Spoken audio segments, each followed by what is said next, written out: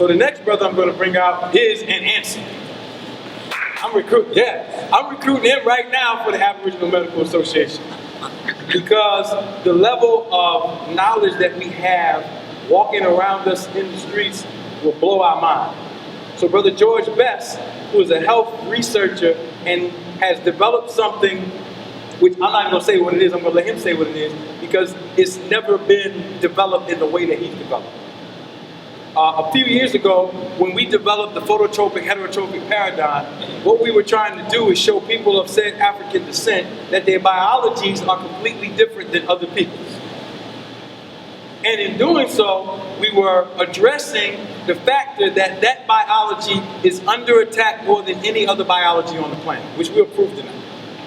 And therefore, when you start trying to figure out whether you're going to be a vegetarian, a vegan, or all these other things, what is not being addressed there is your particular biological makeup and what will unlock the power and keep the health in that makeup.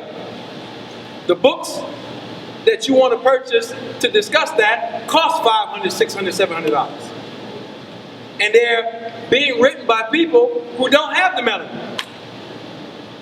So what is their interest? So we can't make some fly-by-night health paradigm that is untested and say, good, just fast and eat greens. Because if the person has a thyroid problem, what do you look like giving them kale and broccoli that's going to give them further problems? Because you have to study in order to know that those particular things are going to cause a problem. And if you don't know, then you have to defer to someone like the brother who's going to come up. All right? So give it up for my young brother, who is probably the most brilliant researcher that I know amongst the young brothers, Brother George Bess. Got a marker. We need to write something. Peace. This is your boy George Leonard Bess. And I'm R of ReadyForR.com. Where you can call me just George. You can call me Bess. You can call me anything that you want to call me, so long as it's indicative of what it is that I do. You know what I'm saying? And it's backed with respect. Because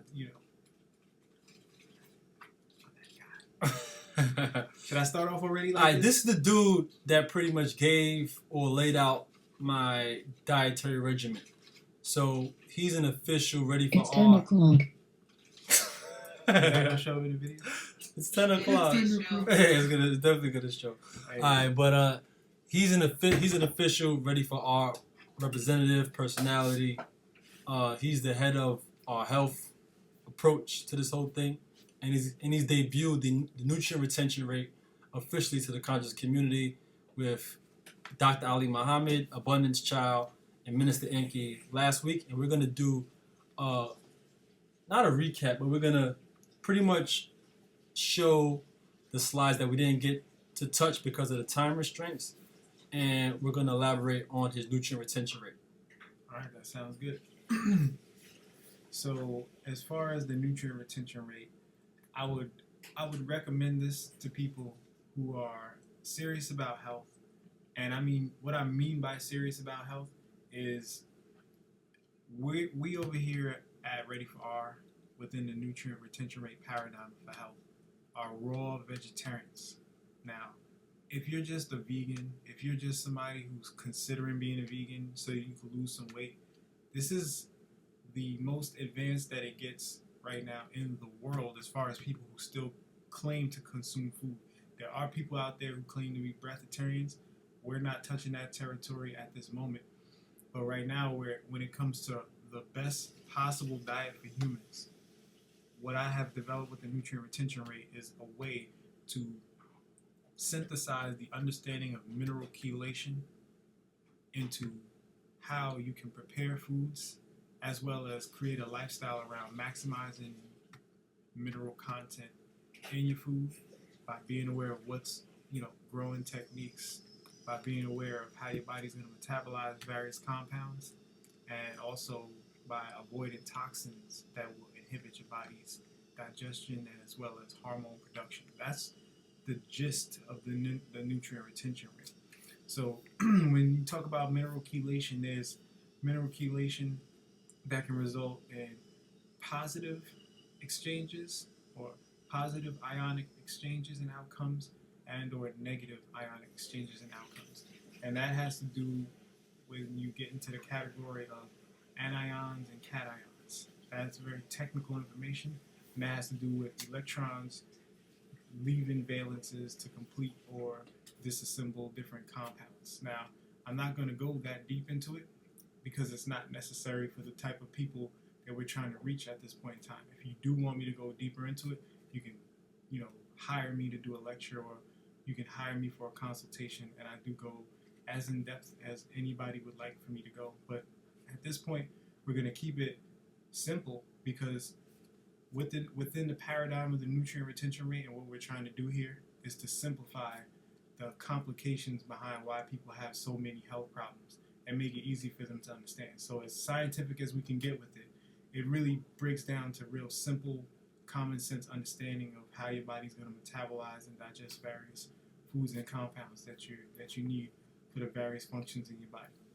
Now, later on, I'm probably going to discuss a little bit about how, within my paradigm, the body works. And this is specifically geared towards people who have what are described as black genetics, or who have eumelanin and curly hair. And a lot of the information that I utilize for my own health and my own biological understanding come from Minister Enqi's research into black biology. Now, I myself, over 5 years ago, had realized that there were differences between how black people and other people assimilate mineral nutrients as well as metabolize various compounds. One of the first things I found out about was the differences between claimed lactose intolerance between the population of the so-called Afro-Americans within the United States as well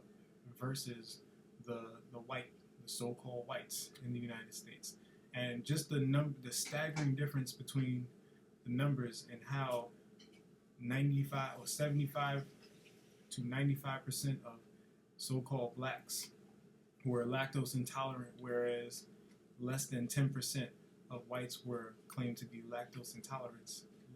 Kind of raised some flags for me and got me into researching more in depth as to what the differences might be biologically.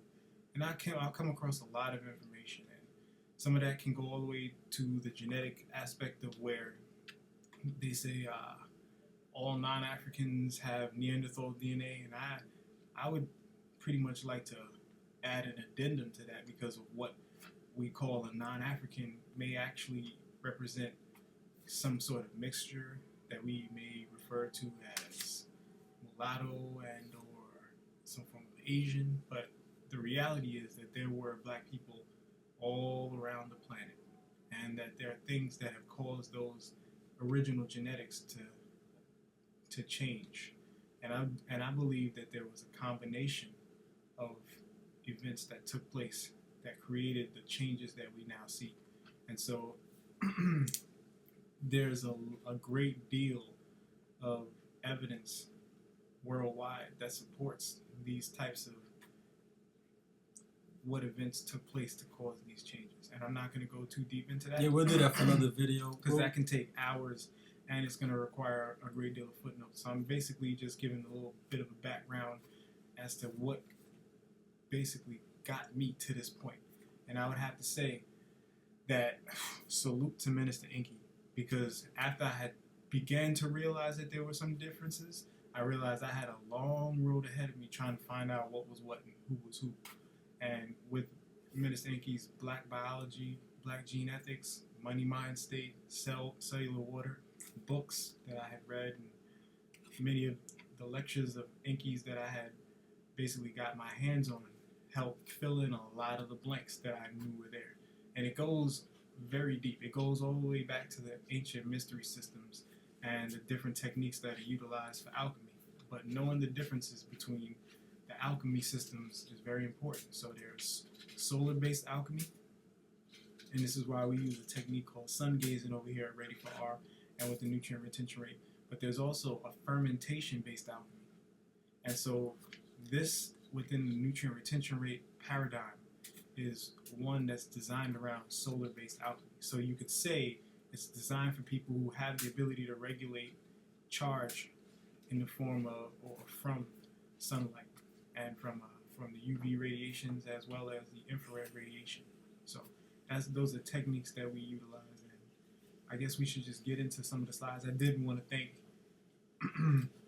the people who came before me in the science and the metaphysics, because this all ties in now. And so we're going to learn how things influence people who are designed with eumelanin and curly hair, and what may be some of the differences as to how we metabolize our emotional environment, how that correlates into our mental health, and also the things that are influencing us outside of just what we consume.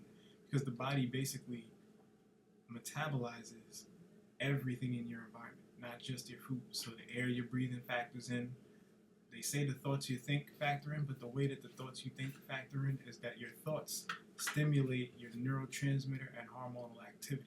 So it's the difference between you being afraid and having to cope with fear by secreting serotonin, or you feeling excited and amped and you having to metabolize dopamine, and adrenaline. So how you metabolize various neurotransmitters and hormones factors into your overall diet. And that's some of the things that I'm going to touch on today as well. As you can see, this brother's a heavy brother, real smart, intellectual, knows how the body works more than anyone I've ever met or saw on YouTube or read about. And that's what we have him here. He represents exactly what Ready for All is looking for. Actually doing work, not just sitting back talking about it, but actually doing work. Like I said, I follow him in regards to how I approach health. And well, let me just say one thing. As far as a validation, now I've been on a raw fruits diet, just raw fruits diet for 2 years. So right now I'm 150 pounds, between 145 and 150. I used to be a lot more. You may see that in the slides, and I'll talk about my weight and the issues that people have within the weight paradigm. But how many can I curse on here? you can say curses. You can curse, man. This is revolutionary. How many TV. motherfuckers you know eat a raw fruit diet? Goddamn it. Got motherfucking biceps like this. There you go. Pause. You know what I'm saying? Don't do it. No, I gotta do it for me. Lenise, you just want to hear a female voice in here. You know what I'm saying? Let me know what time it is. Niece? Natural niece, baby. We heard it. So there's a young lady in the house. There's no homo at all. There's two dudes in the video, but the point is that my look is my proof. So the point is, how many motherfuckers you know on a raw fruit diet? Now, I ain't say a raw eating beans and nitrogen-filled broccoli motherfucker. I said a raw fruit diet, goddammit. A raw fruitarian. Who got the motherfucking body. Like that. Now, that's what this solar-based alchemy is about. You can't fake the health. I'm gonna try to rip the shirt. I'm not gonna rip it off. That's health over there. You know, he goes in. Yeah, that goes in, but it is because of the environment that I come from. Like, I come from an environment in Mount Vernon, New York, where it's like 4 square miles, but it's a thorough environment. And in that thorough ass environment, I was literally the physique king in my generation. Like, I was the one who came up. We got the pictures. We're going to show the pictures on the slides. We got pictures.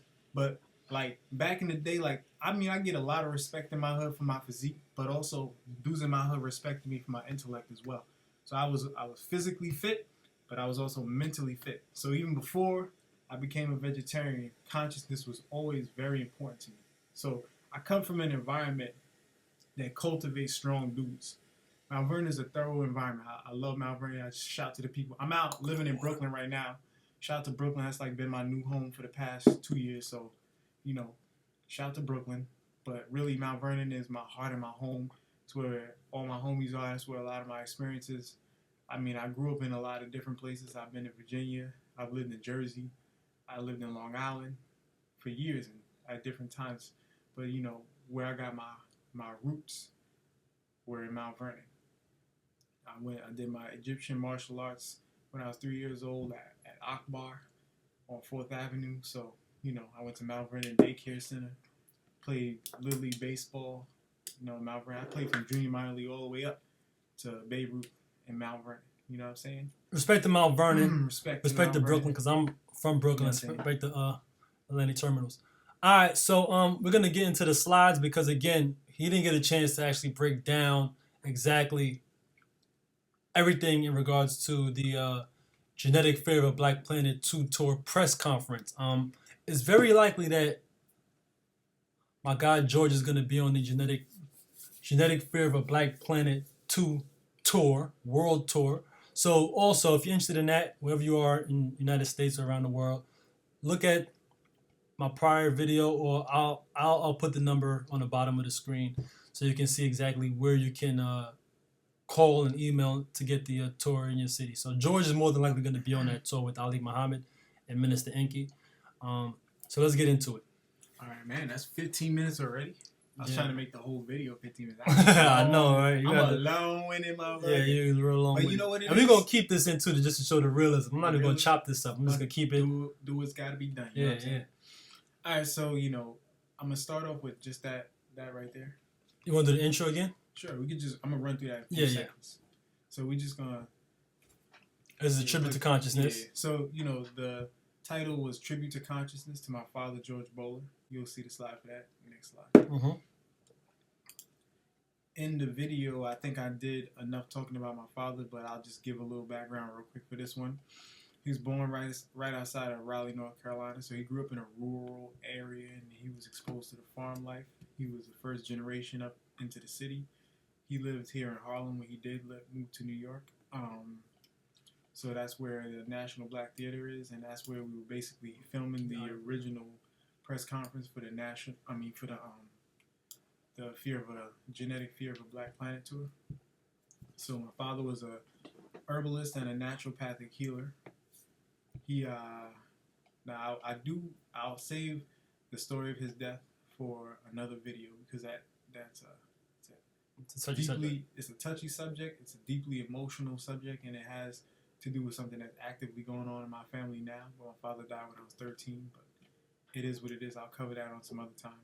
He taught me about my indigenous history, which I actually didn't believe until I was in college doing some research, and I had first saw what they call the Tolek, Olmec, or the she heads, those large skulls that were found down in the Yucatan and or Mexico area, in the Central American area, and they highly resembled my father. And I studied phrenology, and I studied the sciences around phrenology, and I don't think phrenology is quite the pseudoscience that it's been made out to be, but I do feel that an explanation of the environment in which a person develops in is needed in order to truly understand phrenology. So as a counselor, I've been able to study the effects of various neurotransmitters and neural pathways that have been opened on people's faces, so I can sense quite a bit more than the average person. That's the basis for me claiming my psychic abilities. It's more so that I'm sensitive to the neurotransmitter activity that people basically diffuse into the atmosphere when they breathe around me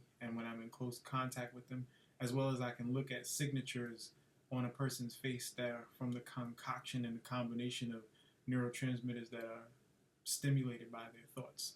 So that's where my basis for what is described as the psychic phenomena comes from, and that is also a part of the nutrient retention rate.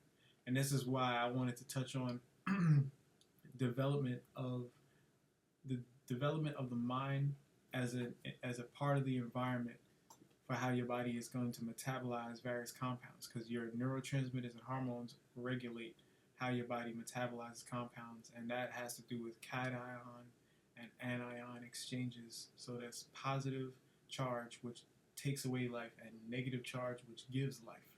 So those are very key and important. So a lot of people may not be on that yet, but that is something to research. That's why I'm bringing that up as a topic within the conscious community, so it can start to create a little bit of buzz. And I know it's a little deep in there, but ultimately when we get into the full paradigm of Black biology, everything becomes much more simplified, and we just look at things on an ionic exchange level. So we're looking at biology from a plasma interaction that could be described as plasma dynamics. So we can look at the body as a plasma machine and or a plasma reaction. So that's ultimately where you'd get to at the end of the yellow brick road on this course, on this path. So let me get a little bit more into the rest of the things about my father. He was an inventor. He was a very intelligent man, and he pretty much passed away due to allopathic medicines that he had wanted to refuse, but there were people within the environment around him that did not have his best interest in mind, as well as the ignorance factor that played a role in his death. Now, what is allopathic? So allopathic medicine is basically what you get when you go to the hospital or a traditional doctor. Allopathic as opposed to naturopathic. And I would say that I'm a type of naturopathic healer, but I do believe that 99% of naturopaths are completely wrong in their practices. And I've been able to see the effects of their poor health influencing their judgment as well as their look, because you can't fake health. I mean, honest to God, you can sit there with a gray beard, a receding hairline, and talk that healthy talk. You can sit there with a fat stomach, but to be honest, you're just fucking lying to yourself and you're lying to the people. And that's why I'm really here to just drop the truth on them. I mean, you can't sit there and claim to be healthy when you're obviously not healthy. That's just insane. And we got a lot of insanity running around. And when I say 2 years on a raw fruit diet, it's been 6 years as a vegetarian, and I've had the ups and the downs in the vegetarian, then the vegan lifestyle, and now the raw fruit. It was the raw vegan before it was the raw fruitarian lifestyle, and now it's the raw fruitarian on the refined nutrient retention rate. So it took me many, many years to get here. And I mean, I had some ups, and I had some real low lows as a vegetarian, and I will cover some of that, but this is definitely gonna have to get extended into another video. Right. We're already 20 minutes in. So next slide, so I can just get right into this information. So the introduction to me. Now, some of the things that I'll talk about here will play into if you start to follow me on Ready for R on YouTube, or if you find my videos somewhere else. Some of this will play into videos that I talk about in the future, because a lot of what I have to say has to do with my own raw experiences. So you can take them as clues to help you develop an understanding or a matrix of how I developed the way I did, because there's so many factors that play into what happens with health that you have to look at the entire environment to understand what you're looking at. So a little bit of information on myself. My mom was a vegan for over 20 years before she had me. That plays a role in phenotypical expression. That also plays a role in information that I get from my genes, or what was passed on to me, which would be called epigenetics, from my mother. It made it easier for me to transition into a raw vegan lifestyle. So I've had it probably significantly easier than most people who have come from generations of people who've eaten meat and have not been exposed to a healthier chromosomal environment, I'd say, because chromosomes basically affect the chromosomal environment affects the way your genes will be expressed. And if your chromosomes are under attack from a poor diet and metabolizing toxic compounds, then it's going to show in the form of mutations and or dysfunctional physical ailments.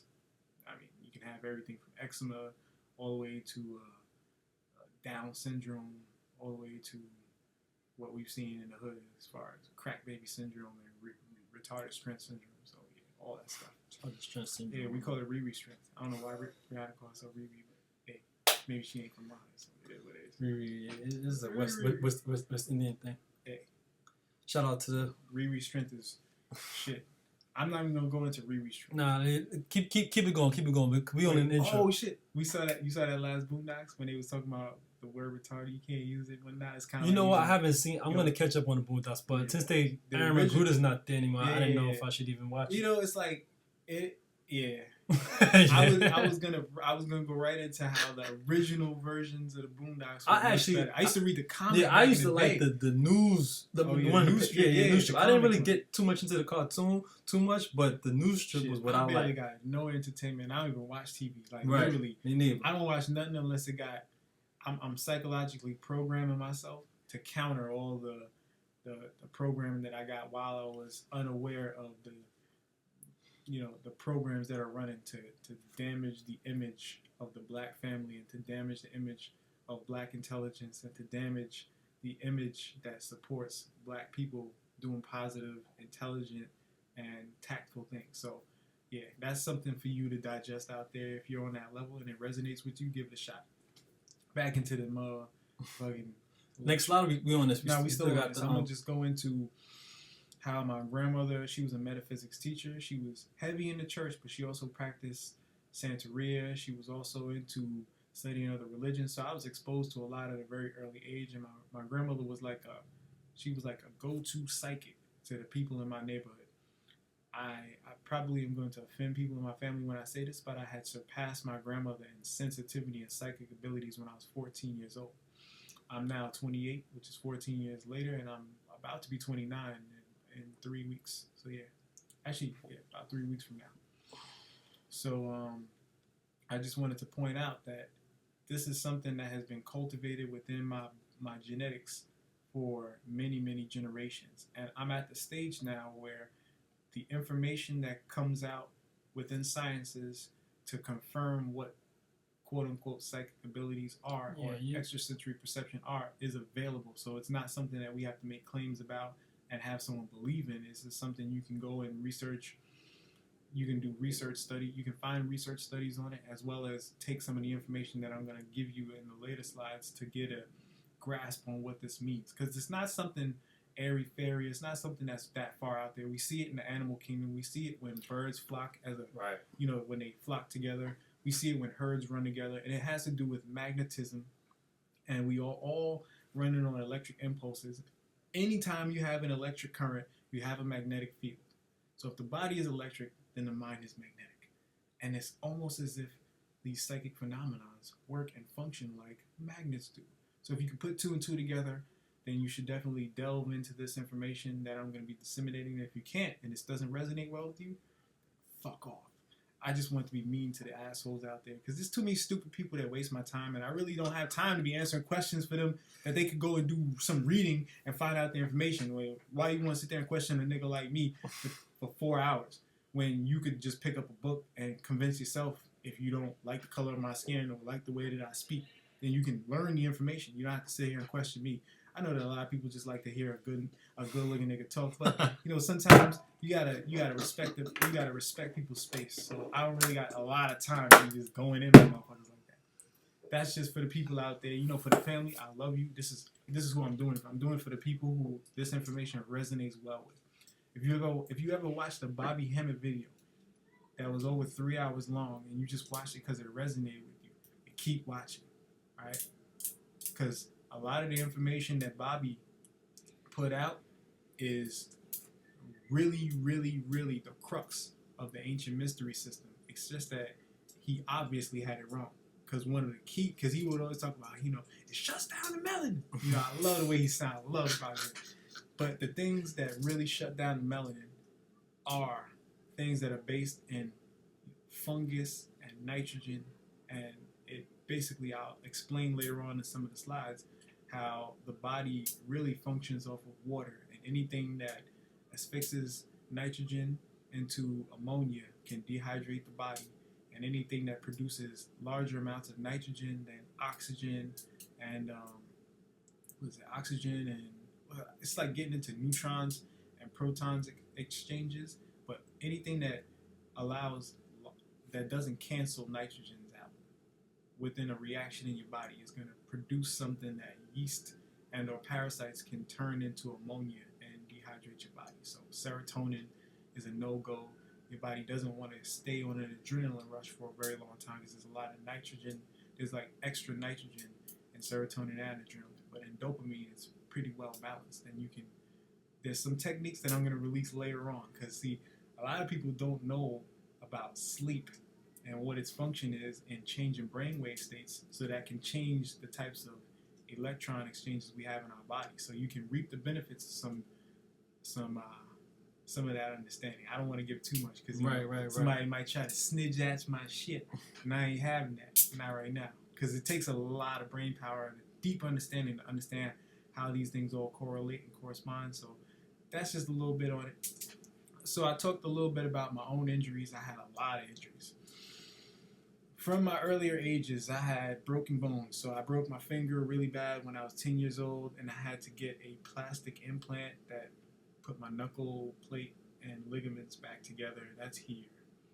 You can kind of see that. It's actually fading because it was way worse looking in the past. oh yeah, I got really strong nails.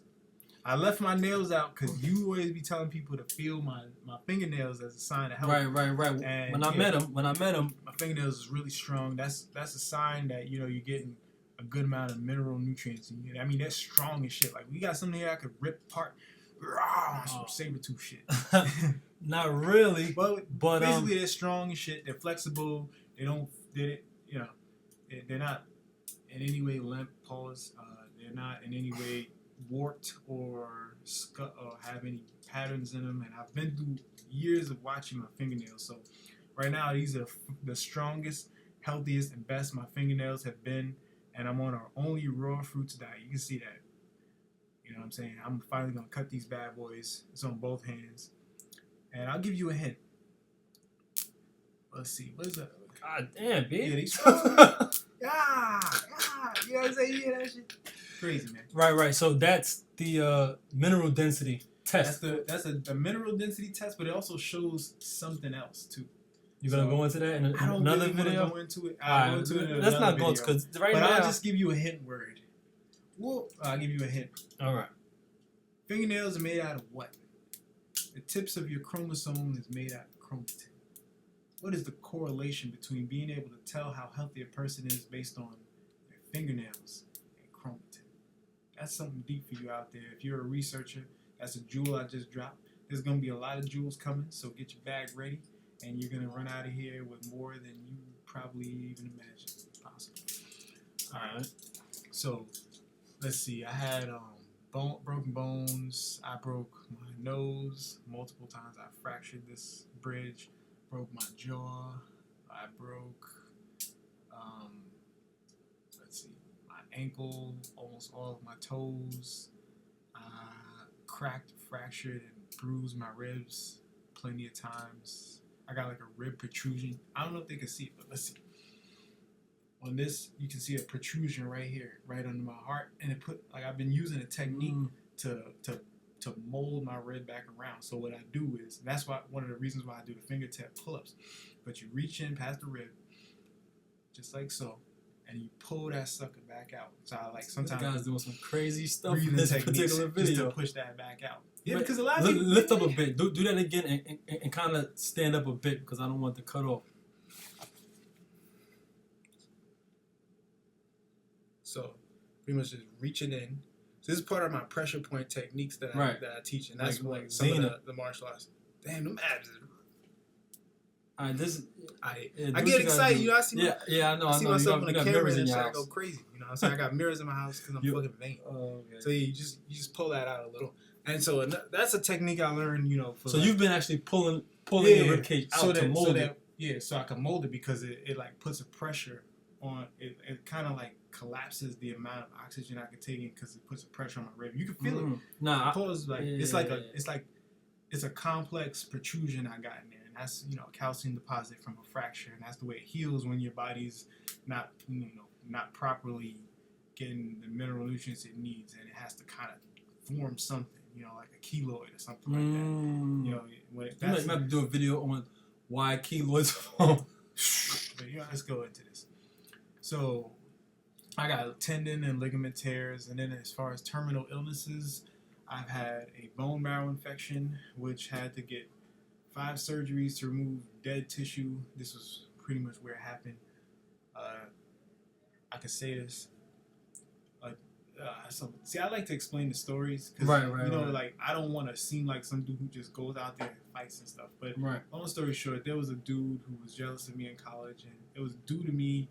When I was in college, I was a model. I was attractive. I'm still pretty attractive. I'm 29 years old, still, and guys go, what high school, what college you plan on going to? Like, nigga, I've been out of college. I look this young simply because I'm intelligent enough to eat healthy. You yourself, you're doing whatever you do, and you may feel good about yourself, but honestly, I'm styling you, especially when I show you my ID and I'm like, no, fucking, about to be 29.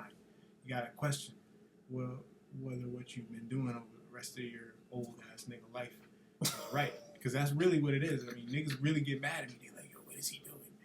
And I can't show I can't show that I'm interested in finding out. But let me ask you. Yeah, we have. You know what? We have to change and shift the conversation. We have to be secure enough and actually dive into this information because, really, we're sort of saving the world.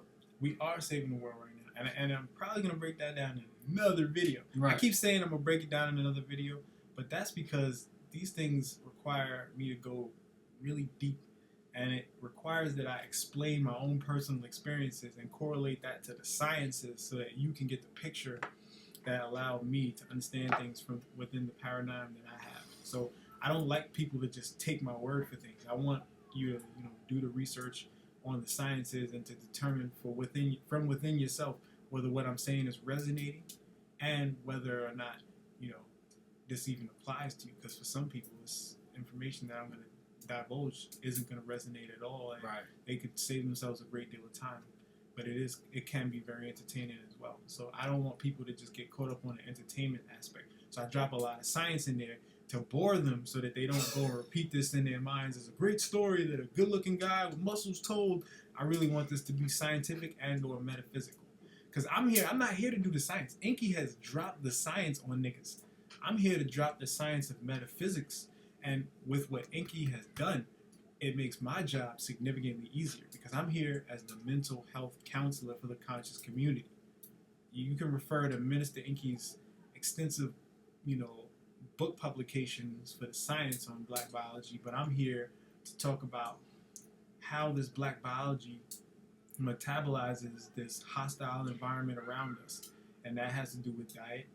It also has to do with the mental programming as well as the emotional stimulus that influence our hormonal and neurotransmitter activity. So that right there is that's what I'm here for. I'm also here to divulge the secrets to the ancient mystery sciences, which aren't really secretive. They've only been kept secret by people who can't use them, who don't want you to use them. It was general knowledge in the past. How to sun gaze, what the function of sun gazing does for the brain and for the lymphatic system, how you're supposed to conduct yourself in the presence of people you love, as well as how to conduct yourself in the presence of people who have a natural aversion to the nature that is your sustenance and life, your planet. You know what I'm saying? This is what the ancient so-called mystery sciences were about. They were only mysterious to people who didn't have the hardware to facilitate the types of interactions and exchanges that take place when you are in tune with the universe. And that has to do with molecular shape, structure. It can even tie into nanotechnology, as well as the electromagnetic spectrum on what one is able to tune into, and or some people don't even have the hardware to tune in. So, yeah, just be entertained by this. We are saving the world, like my man R said. So I had to deal as far as my own mental health, because we're not going to talk about injuries and only mention the physical injuries. We're going to talk about the mental issues as well, because those present themselves as injuries on an emotional level that will translate on the physical level at some point in time. So it makes me the greatest counselor in the world, because I understand the plasma dynamics of human social exchanges and how social exchanges can stimulate neurotransmitter activity that translates into how your DNA unfolds or unravels and manifests into your expressions, and how disease manifestation comes, yes, from the mind, but from the mind's influence on the body. So, the key to the spiritual man, or the key from the physical man to the spiritual man is the intellectual man. So I'm going to break that down for you as well. So, as far as terminal illnesses, the bone marrow infection I had when I was I was 22 when I got that. I was back in 2008. And it was a guy who basically pulled a knife on me out of jealousy. And I don't think he intended to stab me, but he did pull the knife out, and I wasn't going to chance it. And I defended myself, but I went above and beyond what I had to do to defend myself. I hit him with a nice 2-piece McNugget. They didn't even sell a 2-piece McNugget, but I sold that shit to him. He lost the teeth over that shit. So that's to keep it real. And after I knocked his teeth out, right? Because he was basically trying to antagonize me and threaten me. He had his boys there. I had a shorty with me. Pull some knife shit on me. So I had the extra style of his shit. So I gave him 2-piece. and I knocked his teeth out. And this faggot nigga, and I don't mean faggot in any way that is associated with the homosexual community. I mean it in a way that's derogatory to his emotional imbalance. So he had too much estrogen that created an environment where he thought he was the man. He got shown up by the man, right? I don't mean the white man. I'm talking about the person who's the alpha male or the best, the machismo. He got shown up by me, and he tried any old thing to try to knock me off my throne. And he ended up getting his teeth knocked out. And then he went to go. He tried to press charges.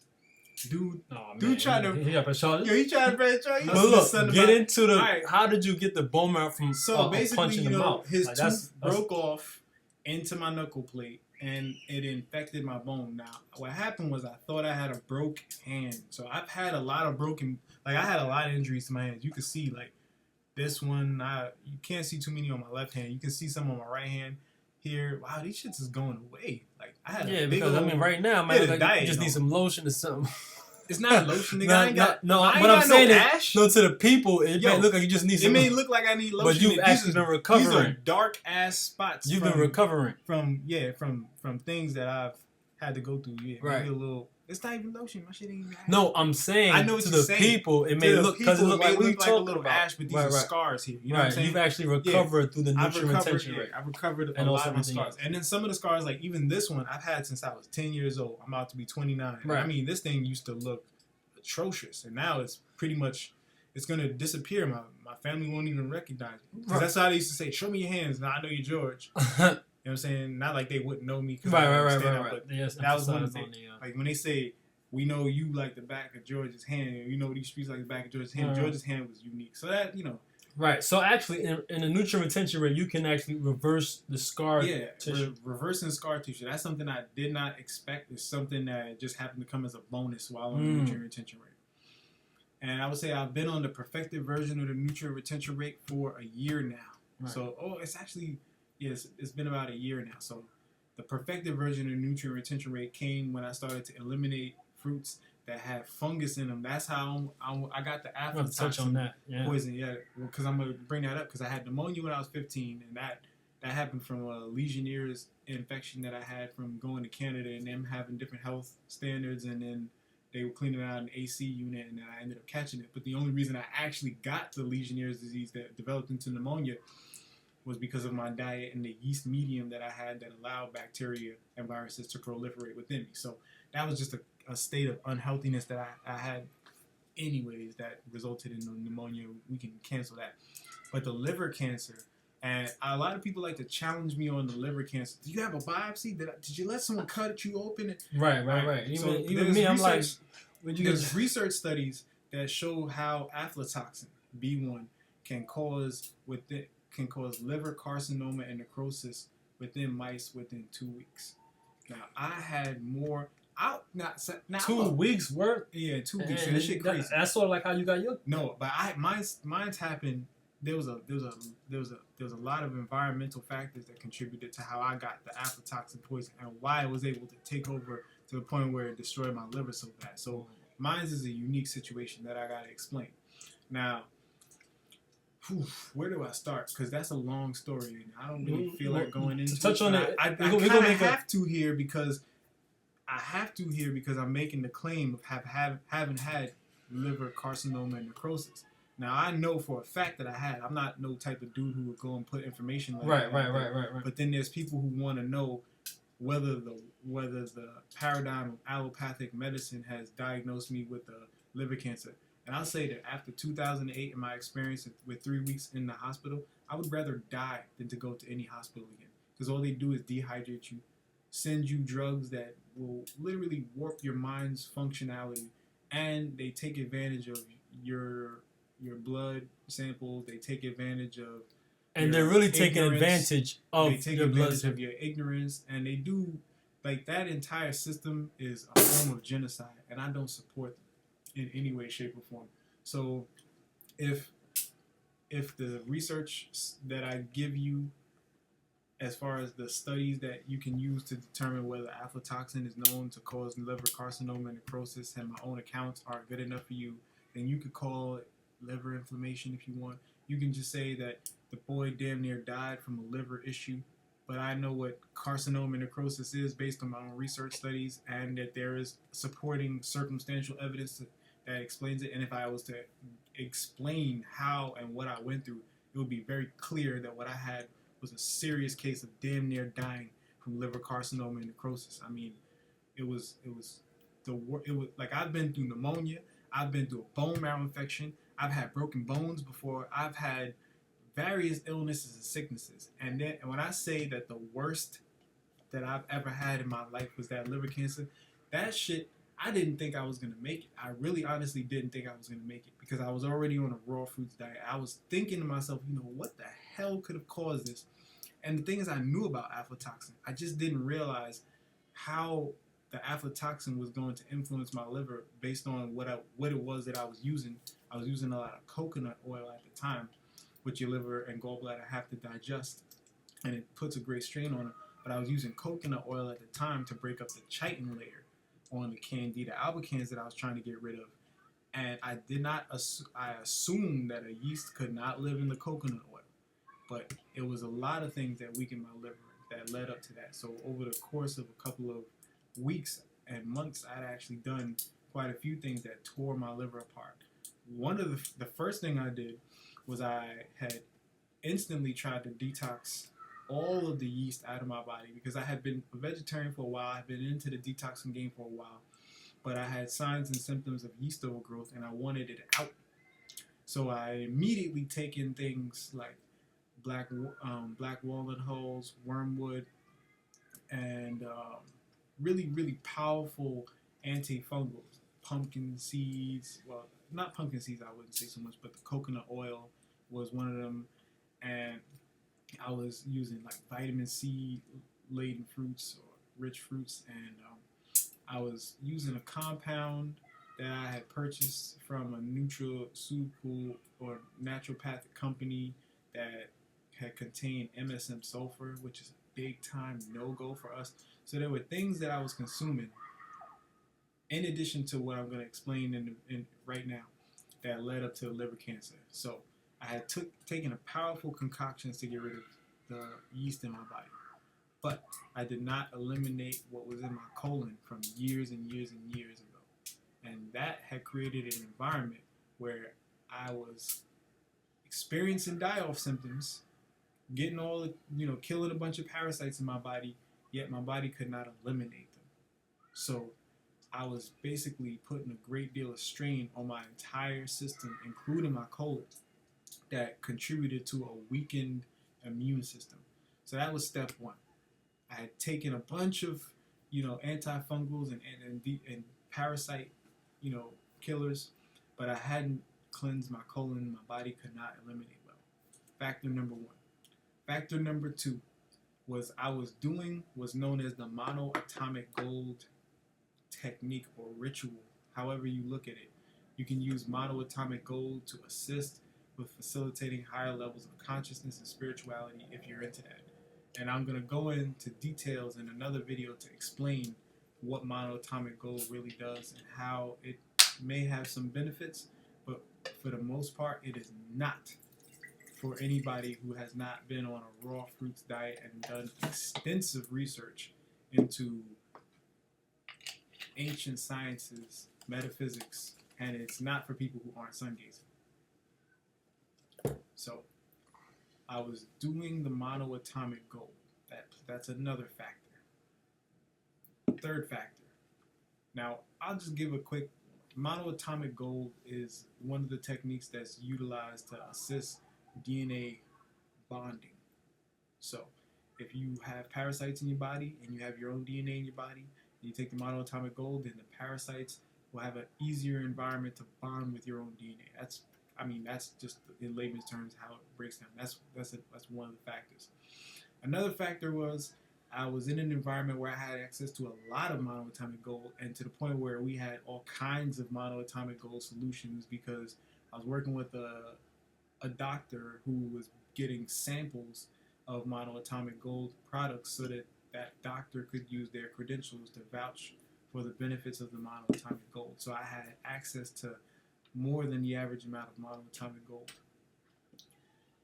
So I actually consumed thieves oil with monoatomic gold in it at I don't even want to talk. That was fucking stupid. I mean, it was, oh my god. But basically, the thieves oil was tearing my motherfucking liver apart. Thieves oil, monoatomic gold, with a bunch of undigested or pretty much parasites that have not been eliminated in my body, weakened the hell out of my immune system. Then on top of it, I was balling. So I had money like that. And I love food. I'm a gourmet chefdom is my motherfucking hobby. We're gonna drop a little preview. We're gonna drop a preview on that. Gourmet chefdom is my motherfucking hobby. Yeah. So I went and found truly raw cashews that you gotta get from Canada, and those are the cashews that aren't boiled, because cashews have a resin. When they're in their shell, they have a resin that's toxin. So they typically boil the cashews out in like sunflower or soy oil, which is bad. And ultimately, when you get the raw cashews at your Whole Foods or wherever you're getting them, they're not really raw. They're boiled out first, and so they eliminate a lot of the aflatoxins from that boiling process. But then they're not truly raw. And when you're not eating truly raw, you're not getting the maximum amount of nutrients out of the food, as well as you're getting a molecularly altered version of the oils, which causes your liver, its own problems to try to digest, and it's not good for you. It causes pimples, all that good shit. Mm. But more importantly, I was getting pounds of raw cashews. I was paying close to $200 a week for as much cashews as I wanted, and I loved them. I used to get the artisan cashew butter, the raw cashew butter, and I would mix that in with coconut oil and then my MSM containing vitamin C mix, and I would stir that up, and I would put that on some tomato, avocado, and cucumber that I would make up into what I would call my raw mashup. And that's what I was eating to break down the chitin layer and to assist my body with assimilating what it needed to fight yeast and heal my, my tissues with the right combination of mineral nutrients. And I was doing a lot of other things at that time too. So I'm like an official alchemist, and I'm one of the people who's fully aware of what alchemy is about, and it's about baking minerals into the body using sunlight. So I was well aware of that. I've been on that path for a while, and this is one of the things that led to me developing the carcinoma and necrosis in my liver. So those factors and consuming large amounts of that motherfucking thieves oil, oh my god, that shit tore me up. So that's what tore my liver down. Now, getting that many raw cashews is hard for anybody. Who really has $200 just to spend on cashews alone? I mean, I spent a lot of money on food. It was roughly between, $1,500 to $2,000 a month on food alone. I still pretty much, I don't like the gourmet items that I go for and the things that I use to make my real food dishes. They cost a lot of money. So not everyone has access to being able to fuck themselves up on the monoatomic gold and fuck themselves up getting really raw cashews and being exposed to the aflatoxins that are going to be on those cashews as opposed to the other kind that you get that aren't really raw, to be able to create the environment needed for the aflatoxin B1 to take advantage of the liver. So you see what I'm saying? That's a lot of information. I can't just say, I got liver cancer for me, and aflatoxins, and then people understand. It's an entire environment that describes how the body metabolizes compounds and what factors contribute to how you get cancer. So there's a saying, this is one of the things that I wrote in my notes. Both of these sayings are right. There's no cure for cancer, and there are many cures for cancer. That's because there are many factors that contribute to the microenvironments that create cancer, to the point where you can't really just track it and say that there's one cure for cancer, because cancer is not based on one thing happening. It's based on a combination of things working together to alter a microenvironment to allow cancer to begin to proliferate in the body. And it has to do with DNA damage that prevents cells that ultimately produces cells or signals your body to produce cells that aren't capable of producing apoptosis.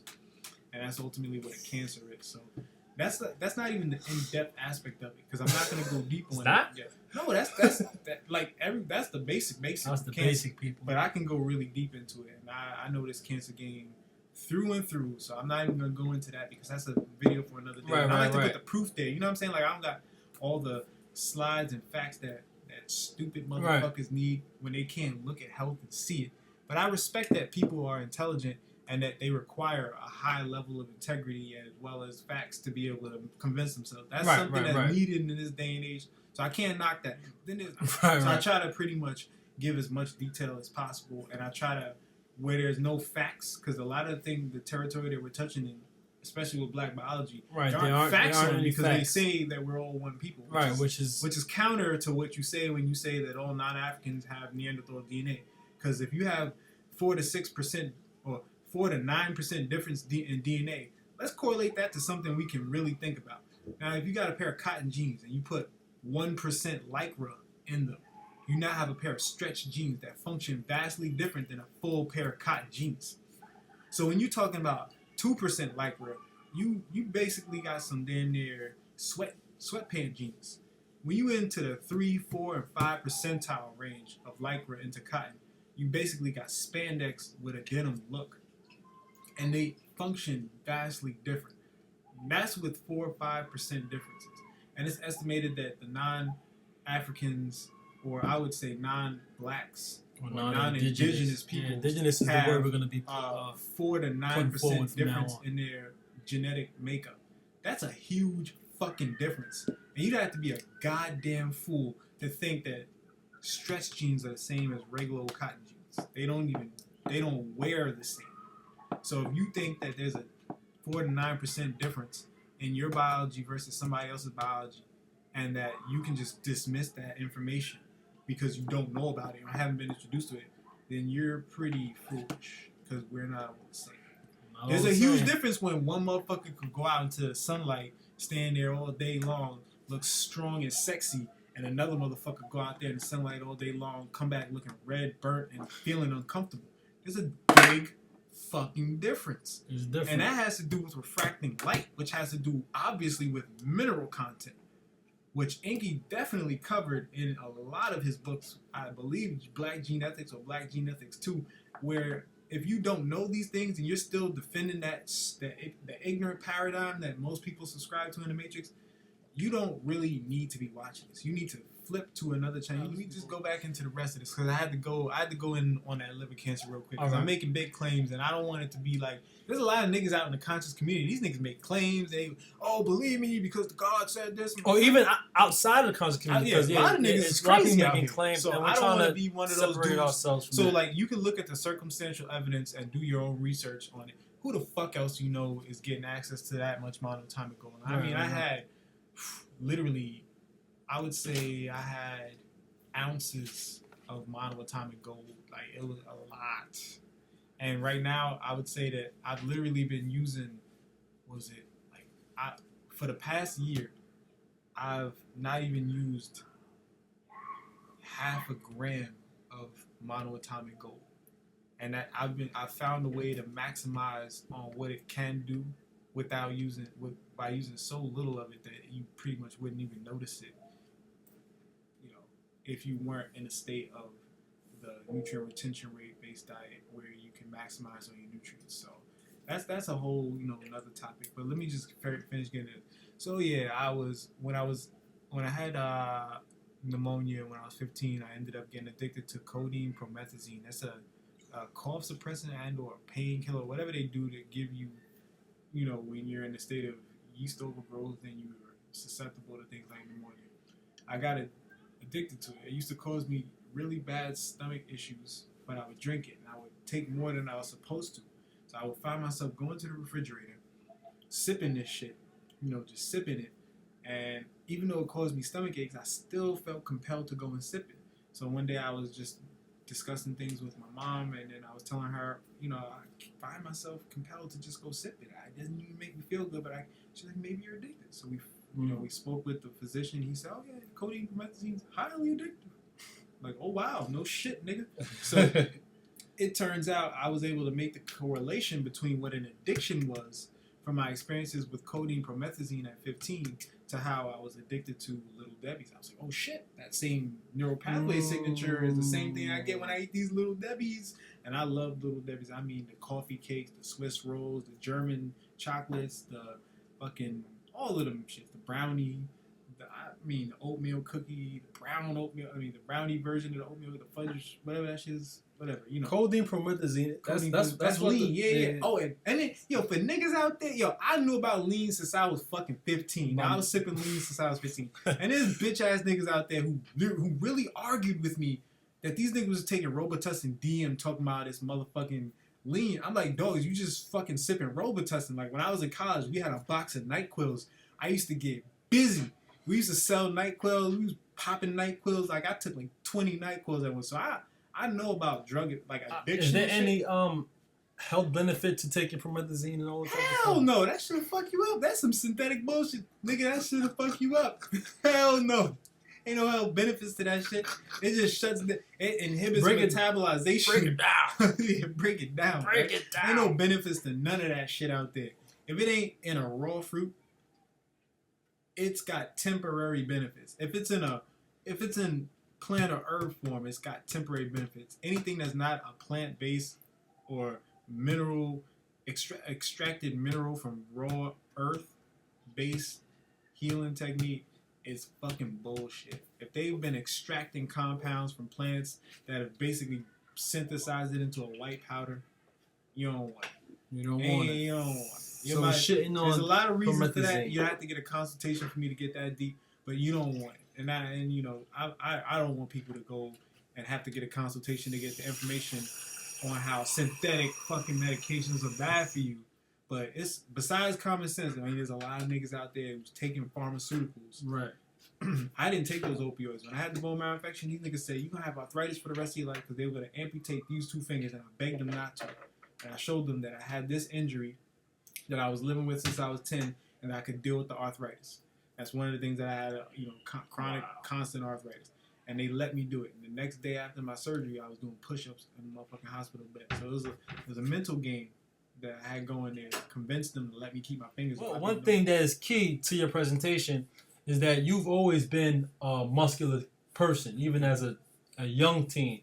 And you've taught us that even because someone is built or they're really muscular doesn't equal good health. That's true. So and I talked about in the lecture about me being in a state of cellular inflammation. Cellular inflammation, but let's continue.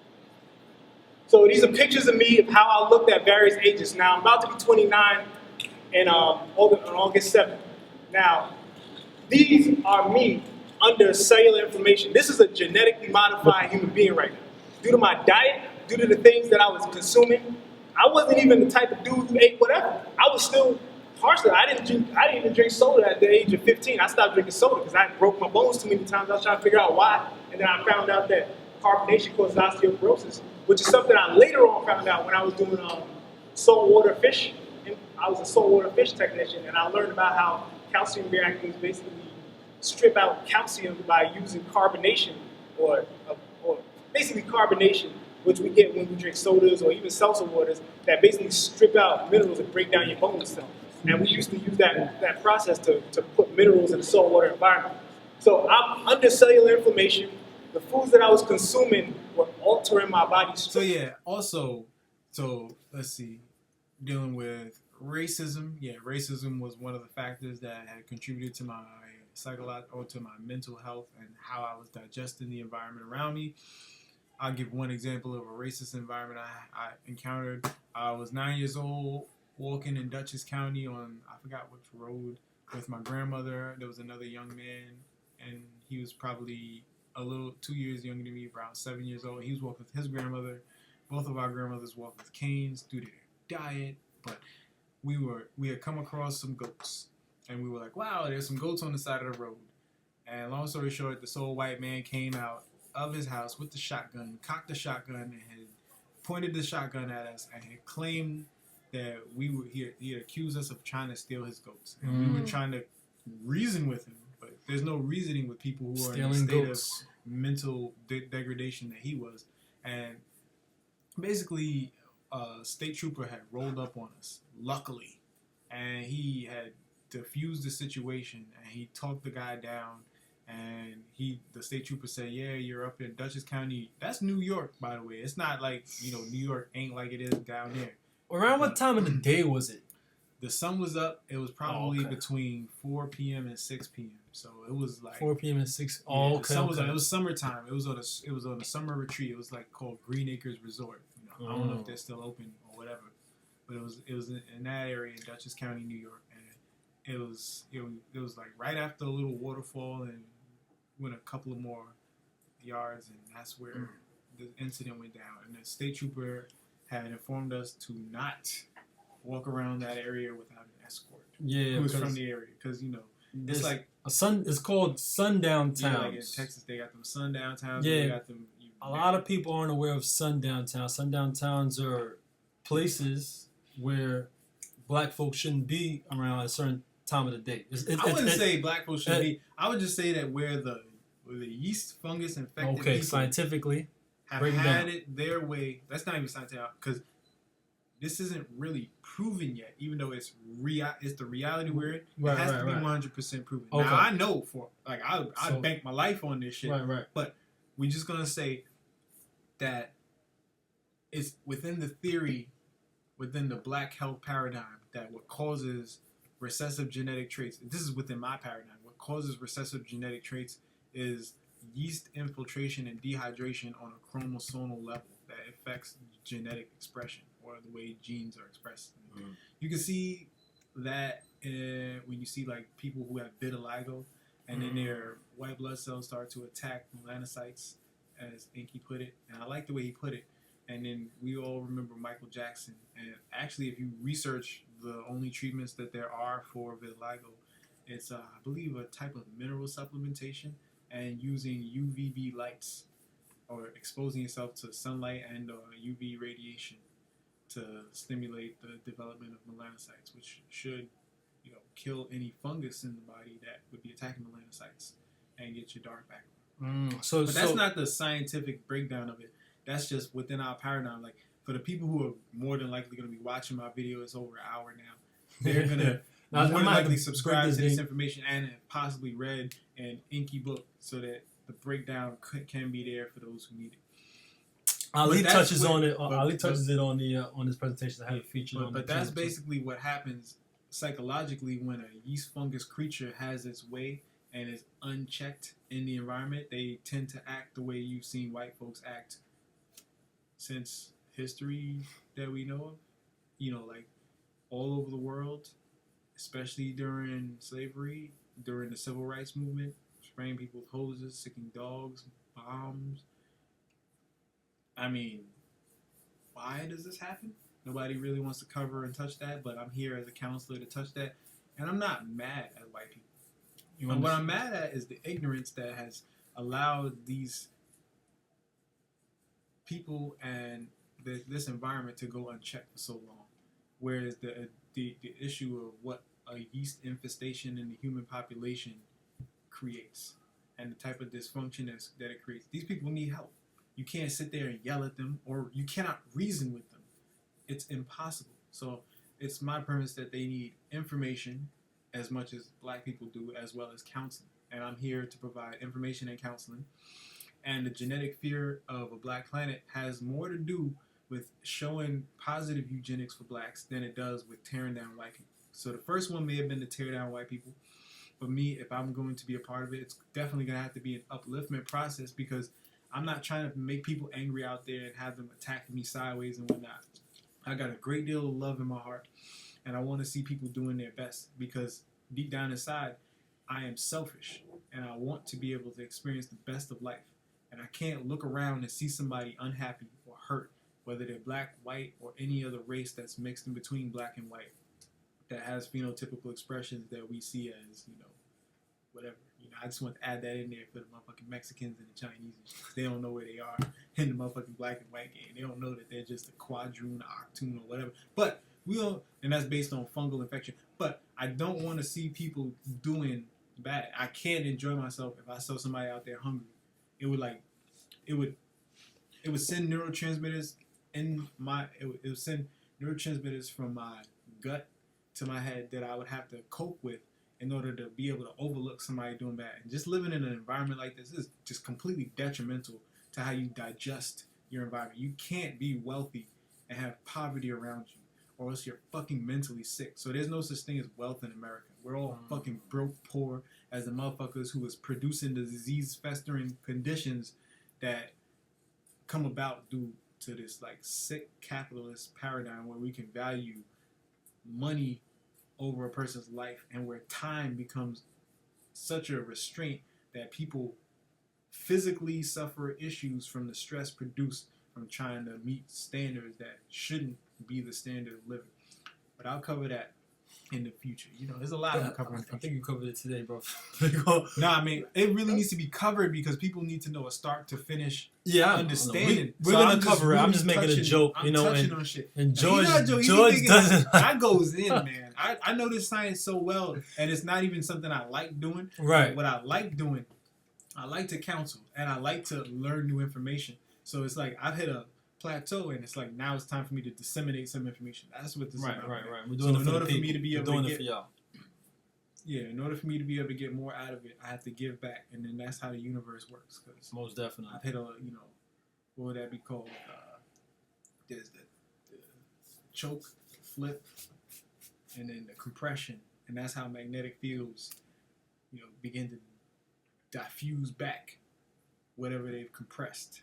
That's how it works. You gonna know what that means one of these days. Yeah, one of these days. You're gonna understand how magnetic fields disseminate current and disperse mineral nutrients, which is the same as what I'm doing here by dropping this knowledge. Most definitely, man. It's kind of like a black hole or something. You know, those don't exist. It's a magnetic field.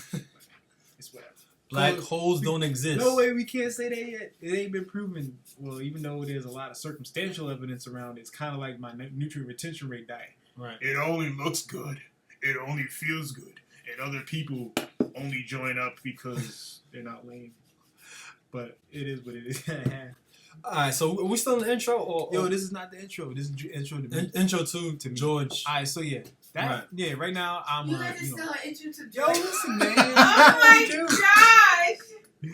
Yo, that is the first slide. It's technically the third slide. What I definitely did was I love the fact that Bobby Hemmett could drop 5 hours of knowledge. Back in the day, they used to go in. They went in, and the thing is, we need to go in today. 10 hours. Now we definitely go in. There's a void in the community now that Bobby's not teaching, and even though I may not have gotten to see every one of his videos and gotten all of those from 1994 on up, you can sense it when you're sensitive enough that there's a void in the community, and I feel like the universe has been pushing me to fill the void of that person who's going to kick that heavy metaphysics. But I have a high level of integrity, which means that you should be listening very close to the things that I'm saying. Okay? That's what this is about. Alright, let's go to the next slide. Alright, next slide. Nutrient retention rate. Nutrient retention rate, the NRR. I was like, maybe I should have called this something doper, but I like to just call things what they are. You're retaining more nutrients, and you're monitoring how much you're retaining based on lots of factors, mostly how you feel. Right. So like when I say I eat once a day, I could eat one time a day, and I would maintain the level of nutrients I need to facilitate high levels of thought, which require a lot of mineral nutrients. And when I say one meal, let's say I'd eat the equivalent to 2 avocados, maybe. Sometimes I don't know about the avocado. I'm gonna do some more on that in the future. 2 avocados, that would be a lot, and I'm eating throughout the whole day. 1 tomato, half a young Thai coconut, and maybe a pear and 2 apples, or apple, 2 pears, or whatnot. I would have that for the entire day, and I would literally still be able to maintain my weight, strength, and it's all about the technique that we use to prepare the food, which is where one of the main things we do in the nutrient retention rate is prepare our foods without phytic acid, which means peeling the skins, cutting the seeds, and coring the seeds out. That's the basis, one of the signatures of the nutrient retention rate. Even though there are thousands of things you can do, and there's lots more information to come on the nutrient retention rate, that is one of the core signatures of the nutrient retention rate. So I talked about phytic acid. It chelates minerals and binds iron, calcium, and magnesium. Now, chelation is not bad in and of itself. It just represents an ionic exchange. It's how your body is actually able to extract mineral nutrients from different food and chemical compounds. But what we want is to produce chelation effects that result in anionic outcomes. Anions are basically just negative ions for the people out there who know about it. Cations are positive charges, and those will ultimately are described as free radicals or things that destroy the body, oxidate the body, and whatnot. So that also correlate. That also ties into how the mitochondria basically separates hydrogen and oxygen and releases the oxygen. But that, you know what? I'm not going to cover all that because that's for another video. We're just going to go into what it means to get on this nutrient retention rate. I can sense that it's time for me to hurry up. All right, cool. So yeah, it's like, you know, let's see. Lecithins. Yeah, well, some people take lecithin. Some people even take soy lecithin. And you'd have to come and get a consultation for me to go in on like soy and stuff like that. If you don't know soy is bad for you, you probably don't even want to watch this video. But you don't want to take soy anything. Soy protein isolate for the textured veggie protein foods. You don't want soy lecithin. I've heard of a dude in the conscious community say, I gotta have my soy lecithin. When I saw that, my jaw dropped. And I thought to myself, this nigga has no idea of the hormonal imbalancing effects of soy based on the phytoestrogens as well as the phytic acid content within it. And also what I'm about to cover on lecithins is that, yeah, they allow food to go from your digestive tract into your bloodstream not fully digested. Now, this can be positive and negative based on how you're utilizing it. But 99% of the time, with what we have out here and what people know, they're not able to utilize this for any benefits other than staying in a state of cellular inflammation so that they can look big, but they're tearing their bodies apart. And you usually don't notice until you're, you know, in your 40s, 50s, and so some people even can go even further with it. But that's a big problem within the community, especially with the aesthetics of muscle building. So a lot of people are into lecithins and sucking down nitrogens, and that shit is like, I can't even explain how I got to, you know, how I developed this body as opposed to the body I had when I was 19 in anything shorter than another 2-hour video. So that's gonna have to come, you know, at a later date when I break it all down. But yeah, cellular inflammation is, it's under the pain threshold, so you don't actually feel it, but your cells suffer, and you know because you're having constant histamine reactions. You cannot fake health. So these are things that, you know, you're gonna have this sniffy nose, you're gonna have back aches and pains and cramps, and you're gonna have allergies and shit like that. That's just one of the things that is the result of cellular inflammation. You're gonna have eczema, you're gonna have psoriasis, you're gonna have, you know, whatever the case may be. Your body responds differently, and that's one of the things that we have to understand, is that our bodies all respond differently to different compounds based on where we are. But there are some standards that can set the bar for what we would want to achieve with good health. And that's what I'm here doing with the nutrient retention rate. I'm literally putting down the flag, first nigga here. And it's the first time in a long time. First nigga here. First anybody here. But I mean, black people are the only people that really matter at this point, because we have the genes that are likely going to be the dominant genes if the world goes the way of, you know, recovery and health. What's that, like fingernail polish? You smell that shit? Yeah. It's killing me. Natural niece, ain't that natural, That's huh? not natural. What? Nigga, that's just strong. killing my ability to digest this coconut water. It's strong, man. My body went into a shutdown mode where it's like, oh, shut down, George. Oh. Yeah, we're gonna have natural niece do some beauty and health videos in regards to using You got a vent in there? better options. I'm going by the window. You got a vent? No, take it off. Don't do it to yourself. Yo, that shit kill. Yo, man. The olfactory system is highly important in facilitating high levels of consciousness. That shit was like of utmost importance back in the ancient times. But we'll get into that some other time too. Yeah, well, we'll have natural niece we'll have her break do it a down review and of her nail polish. That's a sin right there. That shit smells. That shit killing me. I haven't smoked that shit in years. That's repent for us. Anyway. Yo, Look, these are nutrient retention rate standards, man. Yeah, You can't- word up. These are like really high standards. So yeah, Those phytic nail acid, polish. we eliminate phytic acid. Phytic acid. Eliminate lecithins, and that's a hard time. You gotta like sprout your seeds depending on what seeds you're gonna use. Some of them are good, some of them are bad. You don't want to sprout some things. But we off beans. We're not sprouting beans. We're not doing that shit. We're not doing. We're not even fucking with shit that's got aflatoxins right now. We this you gotta understand. We're dealing with the elite. There's a lot of foods we've eliminated. We don't even eat oranges over here. We don't eat pineapples over here. So just calm all that nonsense down. Don't question me on shit till you look like this and you can fucking match my strength. Y'all can question me on Instagram. You can question our Hennessy and he might R. just refer me to one of your questions and I might style stunt from a distance. Question me on That's all it's Tumblr. gonna be. Question me on Twitter too. Question our Hennis from Ready for R on at Facebook. YouTube and soon to come Yeah, to the and website. we're looking for more people to join our Ready for Our team. And don't be intimidated by the science that myself and Enqi be dropping on you because this is what you need. You know what I'm saying? Anyways, all right. Fungus and fermented foods. Yeah, we don't do those. So even the raw coconut aminos, that's a fucking fermented version. Yeah, that's that like soy sauce, Okay. We don't fuck with that shit. We don't fuck with no fermented nothing. No, whether it's raw, we don't eat mushrooms over here. How ignorant would it be? Even if they're black, we don't eat black mushrooms. What the hell? Dark, like an Aspergillus niger? Like I even wrote a comment about people not consuming phytase. Once they hear about the nutrient retention rate, they're gonna want to try to find a quick way to do it, and they're gonna want to sidestep the guy right here. So I was just trying to help them save some life and time by avoiding the supplements called phytase that come from Aspergillus niger and other funguses and bacteria. You want to avoid that shit. So we over here at the nutrient retention rate Ready for R. We're the elite of the raw vegan paradigm right now, and I'm the God Bess. The God Bess. Think about that one. Back to give you the information on what's really good. But anyways, let's get into fungus dehydrate the body. They basically push out your hydration and they turn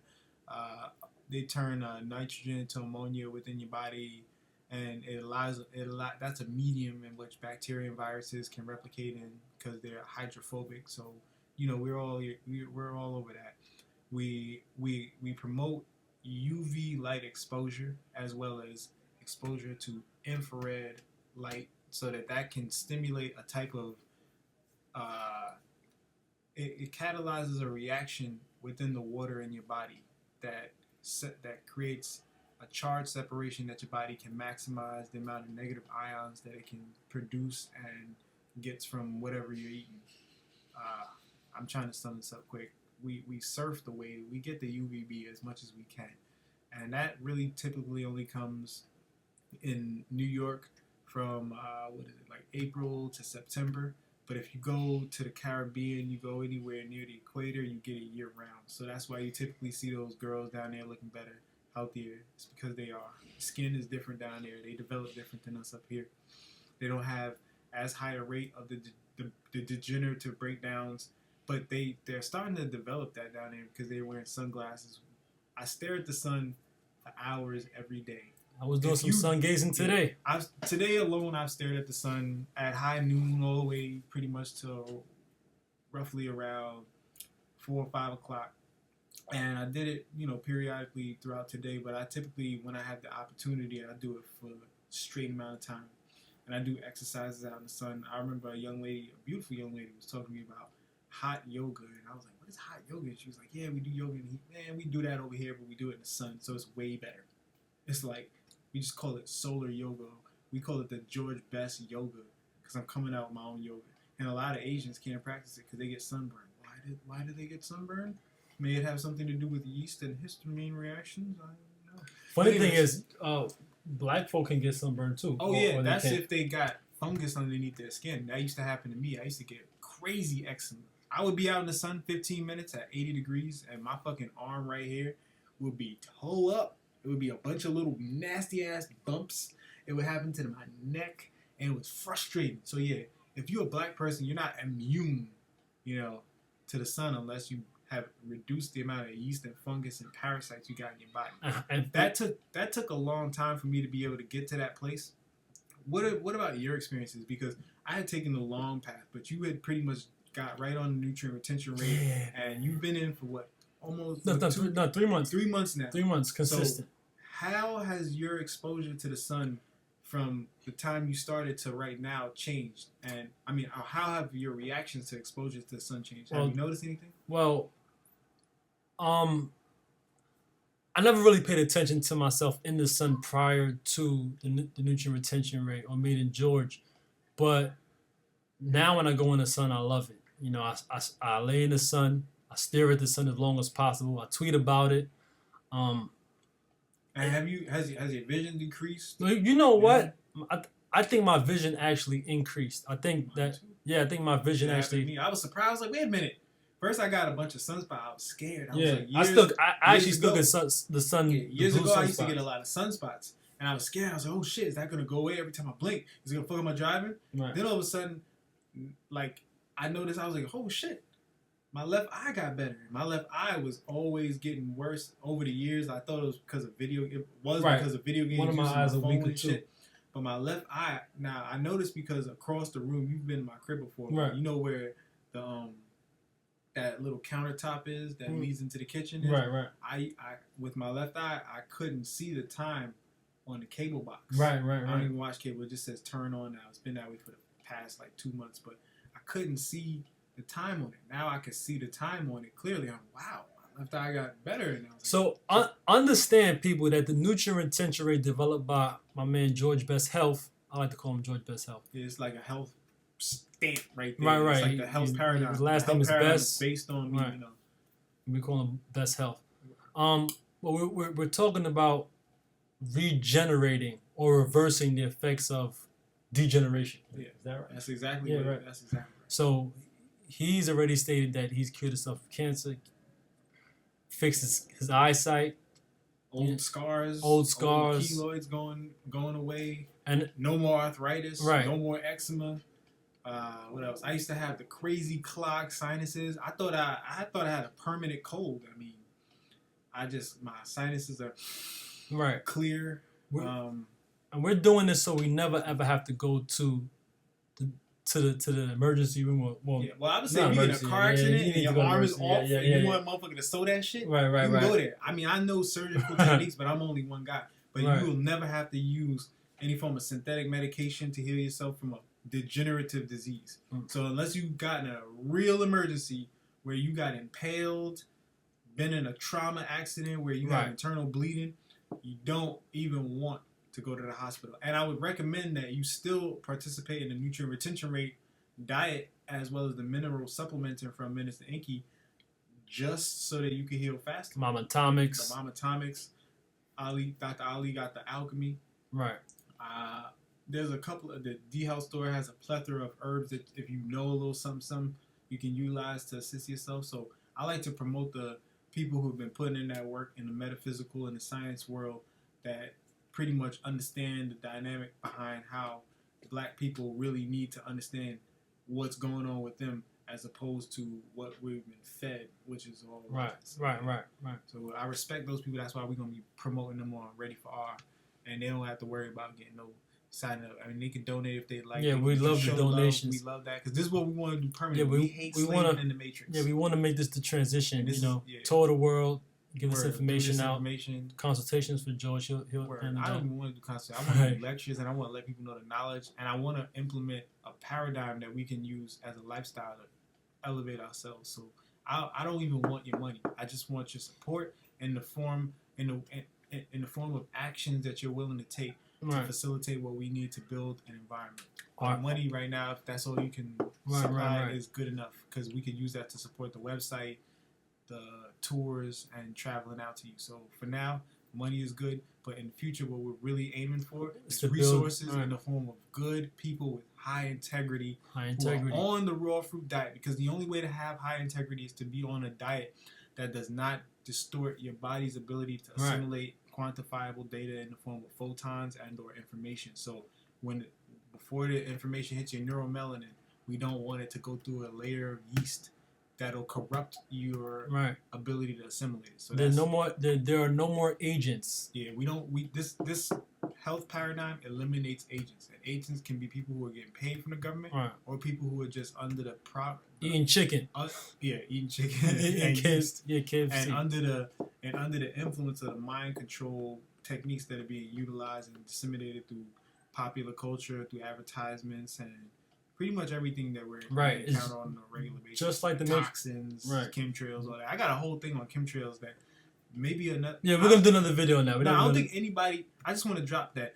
I don't think chemtrails are being used like a raid to spray down on people. I think what they're trying to do is to create a positive charge in the atmosphere that will cancel electricity that may come from space. That would knock out the nitrogen in our environment and make it very difficult for fungus-like creatures to survive. That's why I think they're doing it. I'll go into that on another video. Right. But that's just real quick. For Yeah, I want you guys to really realize that this is actually love, man. Because I'm trying to hold back some information, and he's just letting it all out. It's not even all out. It's like there's so much that people need to know. Right, right. And it's like if I try to charge for this, if I try to like disseminate it slowly, Right. and these are things that could save lives, then I feel like I'm doing a disservice. Yeah, So, this like, guy's the most I would spiritual love to person be that able I to- know. I would love to be able to ball out crazy, but I feel like regardless, I gotta let Gotta people get know. it out. Gotta get it And out. The universe been taking care of me very well, and me too. I gotta show the love and respect that I have for the people who come before me.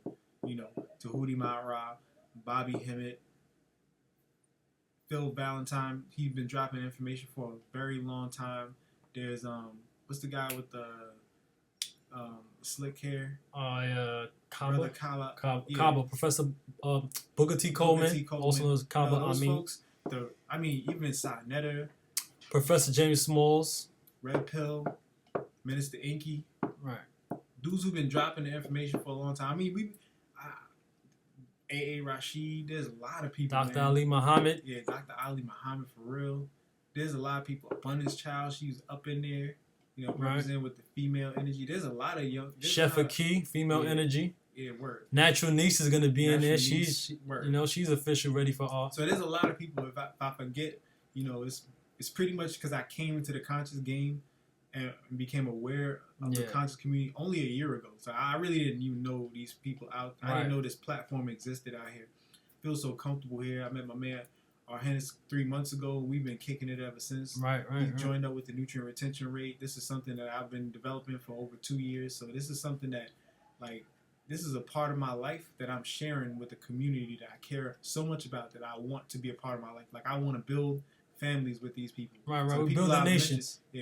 I'm talking about my kids are going to be having kids with their kids. So these are people who I don't just look at as customers, clients, or people who are just in the community that I'm into. I look at this as a part of my life and a part of my development. So, peace and love to the family out there. I may talk crazy and stuff, but this is really all from the bottom of my heart. And I like to be myself. And this is, I'm not going to fake it for you. Right. So back into the slides.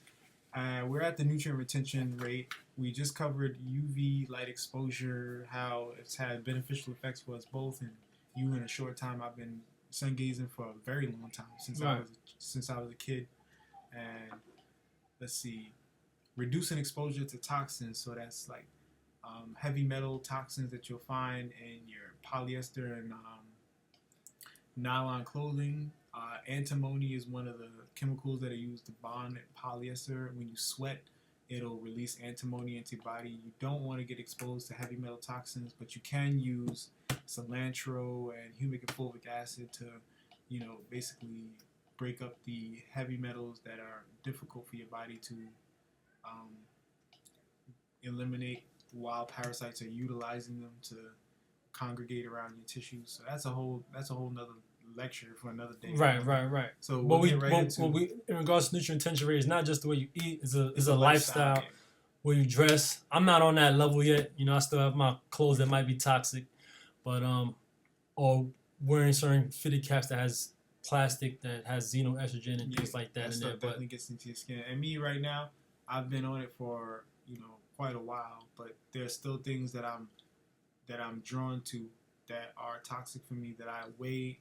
I weigh the balance. I got like a lot of winter gear that's like high tech winter gear. Like I use like Polar Tech Neo Shell came out in 2011. It's like a revolutionary. I don't even want to get these niggas drops. All right. So we're gonna skip it and Well, go to. no. The thing is, I do want to talk about it. Yeah, it's talk like about the it, things but- that I use to keep myself warm in the wintertime and, you know, flexible, like stretchy, warm, waterproof clothing that looks fashionable. So I indulge on some of the plastic chemicals, but I put a layer of wool in between. I'm a vegan, but I'm not a vegan because I don't want any harm to come to animals. I don't like to hurt animals, Right. but I It's know not that the wool is goal. like a renewable source, and there's like chemicals they use on the. I don't even go on. But basically, this is all I have to go. But I use layers to protect myself from the damn xenoestrogens and the heavy Right. metals released by, you know, sweat coming into contact with polyesters and nylon. So yeah, we'll cover all that shit some other time. So yeah, clothing, municipal water supply. Yeah, if you don't know that the municipal water supply is fucked up, He means the water that comes from the Yeah. faucet. you probably found this by accident. You're not conscious. It's true. This shit been fucked up and they've been wanting niggas for years, but then you could taste the difference when your tongue like literally feels that how you drink water and your tongue feel dry. The fuck is that? That's deep. That's deep. The fuck is that? That's chlorine and fluoride and shit. You can research fluoride and what they did all throughout Nazi Germany to dull people down with that. They got all kinds of techniques, but we'll go cover that some other time. Right, So yeah, right. municipal water supply, cleaning products. Oh yeah, cleaning products, beauty products. Do your research, folks. There's very few things out there that are really good for you, and so if you aren't on that level right now, you need to be, because that's the wave right now. Let's see, foodware, plastics. We eat raw vegan over here, so I'm not going to go into cooked foods. I'm not going to go into Teflon being released in various types of non-stick pans. I'm not going to go into the microwave and what it can do to plastics and releasing xenoestrogens. But what I am going to say is that you probably want to use BPA-free bottles. They do not eliminate all the xenoestrogens that are found in plastics. Right. It is a step towards reducing the probability of coming into contact with some of the xenoestrogens. I would recommend drinking from mason jars, you know what I'm saying, for your water in the house, unless you're out and you don't have a choice. Don't let your BPA-free bottles come into contact with sunlight, because they will start to leach minerals from plastics. What else? Foodware, all right, gadget radiation. Well, we know about the cell phone radiation now. One of the things about radiation is, I'm still doing my research into this, is that I'm not sure how various types of microwave, infrared, and UV radiation influences black bodies in a negative way. But I am aware that if you have parasites within your body, the various forms of radiation will cause the parasites to mutate inside of you, which will cause different toxins that your body's going to have to metabolize once they do mutate and or die off from the radiation. So that's one of the ways that white people end up with sunburn, is when the toxins that are embedded in their DNA start to basically mutate and or they burrow deeper into the parasites, release toxins. You know what I'm saying? I kind of like jumped ahead of myself right there. I gotta use the bathroom. That's what it is. Yeah, I gotta use the bathroom too. Yeah. So the toxins they release, the parasites release various toxins that your body still. Let me doesn't go first. metabolize. Yeah, you go first. And then you end up having to metabolize.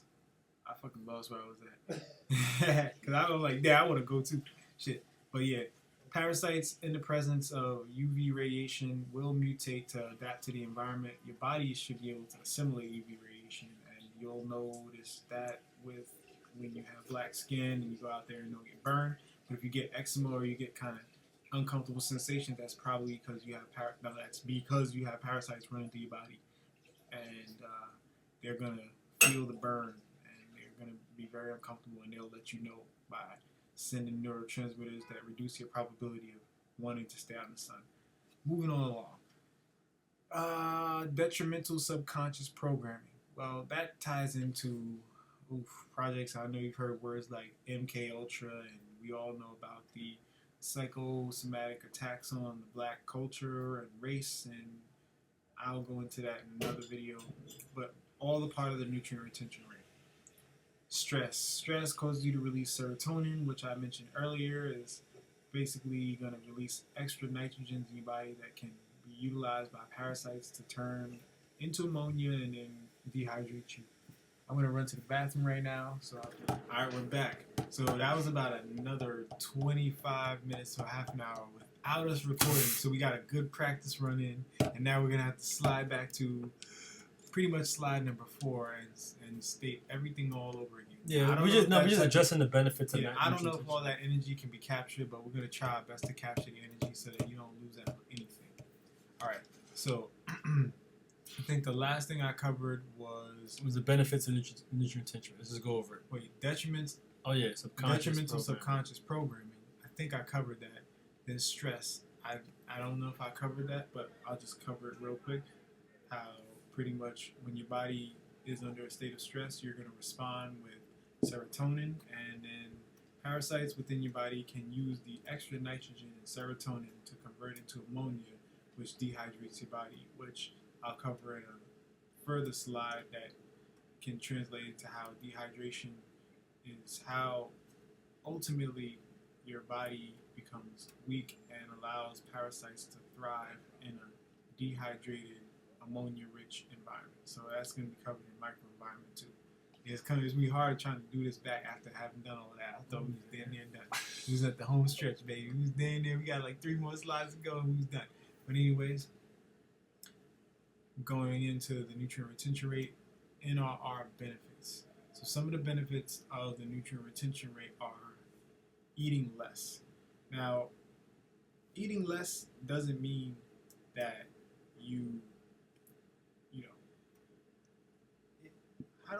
let me tell you what it does mean.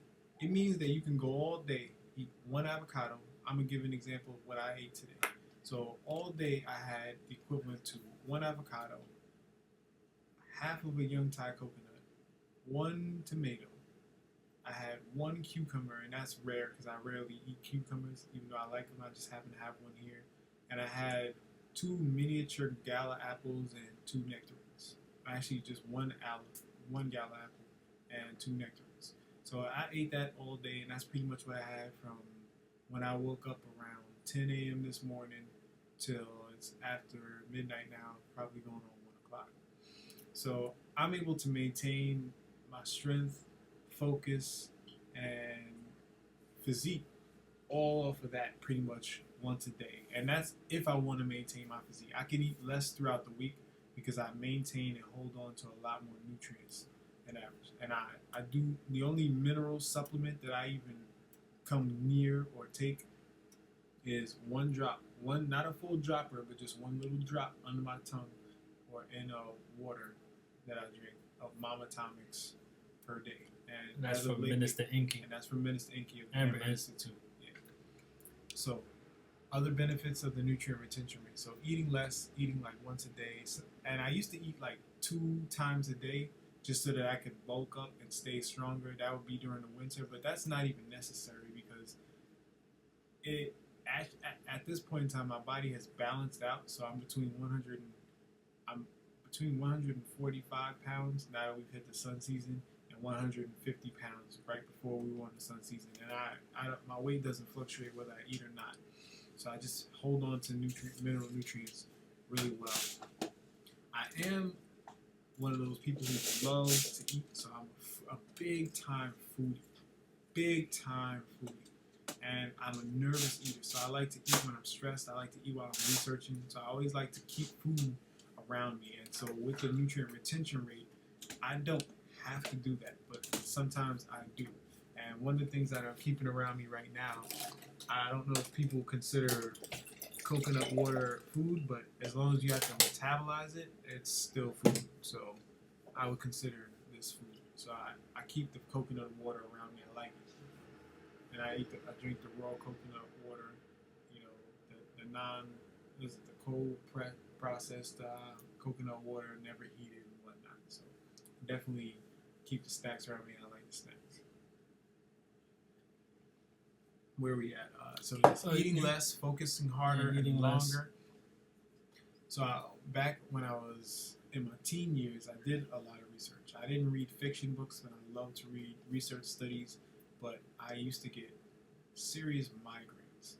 And now I understand that those serious migraines had come from me being mineral deficient and not having the types of minerals present in my brain to catalyze the focus that was needed to keep a lot of research going. So now I can research all day and all night on very little sleep, and I can focus as long and as hard as I want. Pause this out. Let's see. Heal faster. Yeah, we're going to be breezing through these a lot quicker than the last time because I talked a lot the last time. So heal faster. I've been able to heal from, I have to give this example. Right. So when I had the liver carcinoma and necrosis, within 1 week of finding out what the actual culprit was, which is the aflatoxin, but I didn't realize that it was my liver that was doing those, as bad as it was. Because you typically don't feel the issues that your liver has until 70% of your liver is compromised. So it kind of was it set in very fast. And I had known about aflatoxin, but I kind of like brushed it off. And the amount of cashews that I was consuming, it should have alerted me, and I was sensitive enough to know that something was wrong. But I pretty much just kept on going with the cashews, as well as all the other environmental and metabolic factors that created the environment for my liver to be so degraded, with the oils, with the monoatomic gold, with the thieves oil with monoatomic gold in it, having access to the truly raw cashews. So within a week of finding out that I had liver carcinoma and necrosis due to aflatoxin, and that's a whole nother video for another day to explain the processes as to how I found that out, and the psychic information that was fed to me while working with another person who was under stress due to my illnesses, and how we figured out that we could, at the same time, it was the aflatoxin. We basically were in different rooms, and as soon as I realized what the culprit was, I popped up and I said, the first thing we said to each other was aflatoxin. And so it was amazing how we basically at the same time figured out what it was, and then at that point in time, I already have all the nutraceutical, naturopathic information that I need to be able to heal myself like that. So I used at that point in time the D-Health Store formula for liver that's included in the full body detox, and within a week, within 1 day of finding out what the issue was, I was up and walking around. Within a week, I was back to sparring, and I had taken a photo shoot within that first week because I didn't know whether I was going to live or die. So I had scheduled a photo shoot so that I could look good and have pictures at my funeral in case I died. And that's how I felt about it. And I'll go into that at some other point in time because there was a couple other techniques that I used to assist myself with the healing. Another was colon hydrotherapy, which I don't like to have to admit that I did, but it did save my life. It did assist with getting a large amount of bile out of my colon, and I would say that that was one of the giant assists I had, in addition to the liver formula from D-Health Store and the Mama Atomics from Minister Enqi and Amber Institute. So yes, healing faster. I was sparring within a week. I had done the photo shoot. If you look at my Facebook photo shoot that I have with the JB logo on it, that was my boy who did the photo shoot for me. Within an hour of doing the photo shoot, I was doubled over, collapsed over, and could not continue on because my liver was just shot. I mean, I couldn't even walk. I couldn't even keep stable. I wasn't even able to get out of the bed just to go to the bathroom. I had to get help. Like, I was tore up. I didn't think I was gonna make it.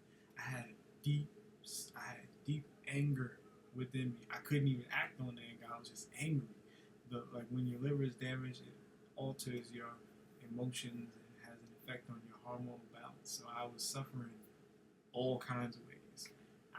And not being able to get up to go to the bathroom after having years and years of being muscular, being fit. And I've had hospital stays, but never have I had anything in my life. I've been in the hospital for 3 weeks at one point with that bone marrow infection on the IV.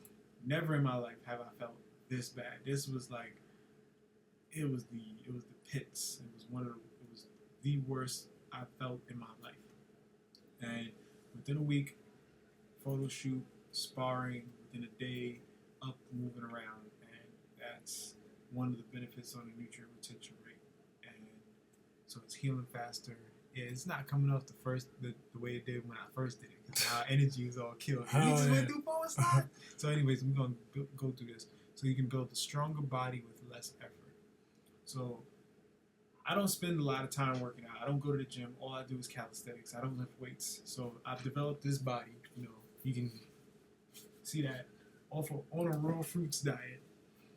And this is within less than a year from the time that I had the liver carcinoma and necrosis. So you can see that there's very few people who can even eat a raw fruits diet and look like this, because you need to be on a nutrient retention rate to be able to actually do it. It's not even possible. So they're either lying or eating something that they shouldn't be eating that's causing cellular inflammation if they are on a clean raw fruits diet. Because that's where I was when I was on a raw fruits diet at 170 pounds, because I was consuming so much of the cashews. But that was basically a nitrogen-based environment, and it also had the aflatoxins in it, so it caused me to be in a state of cellular inflammation. So I know all about that. So you wouldn't even so cashews in general aren't even on a nutrient retention rate.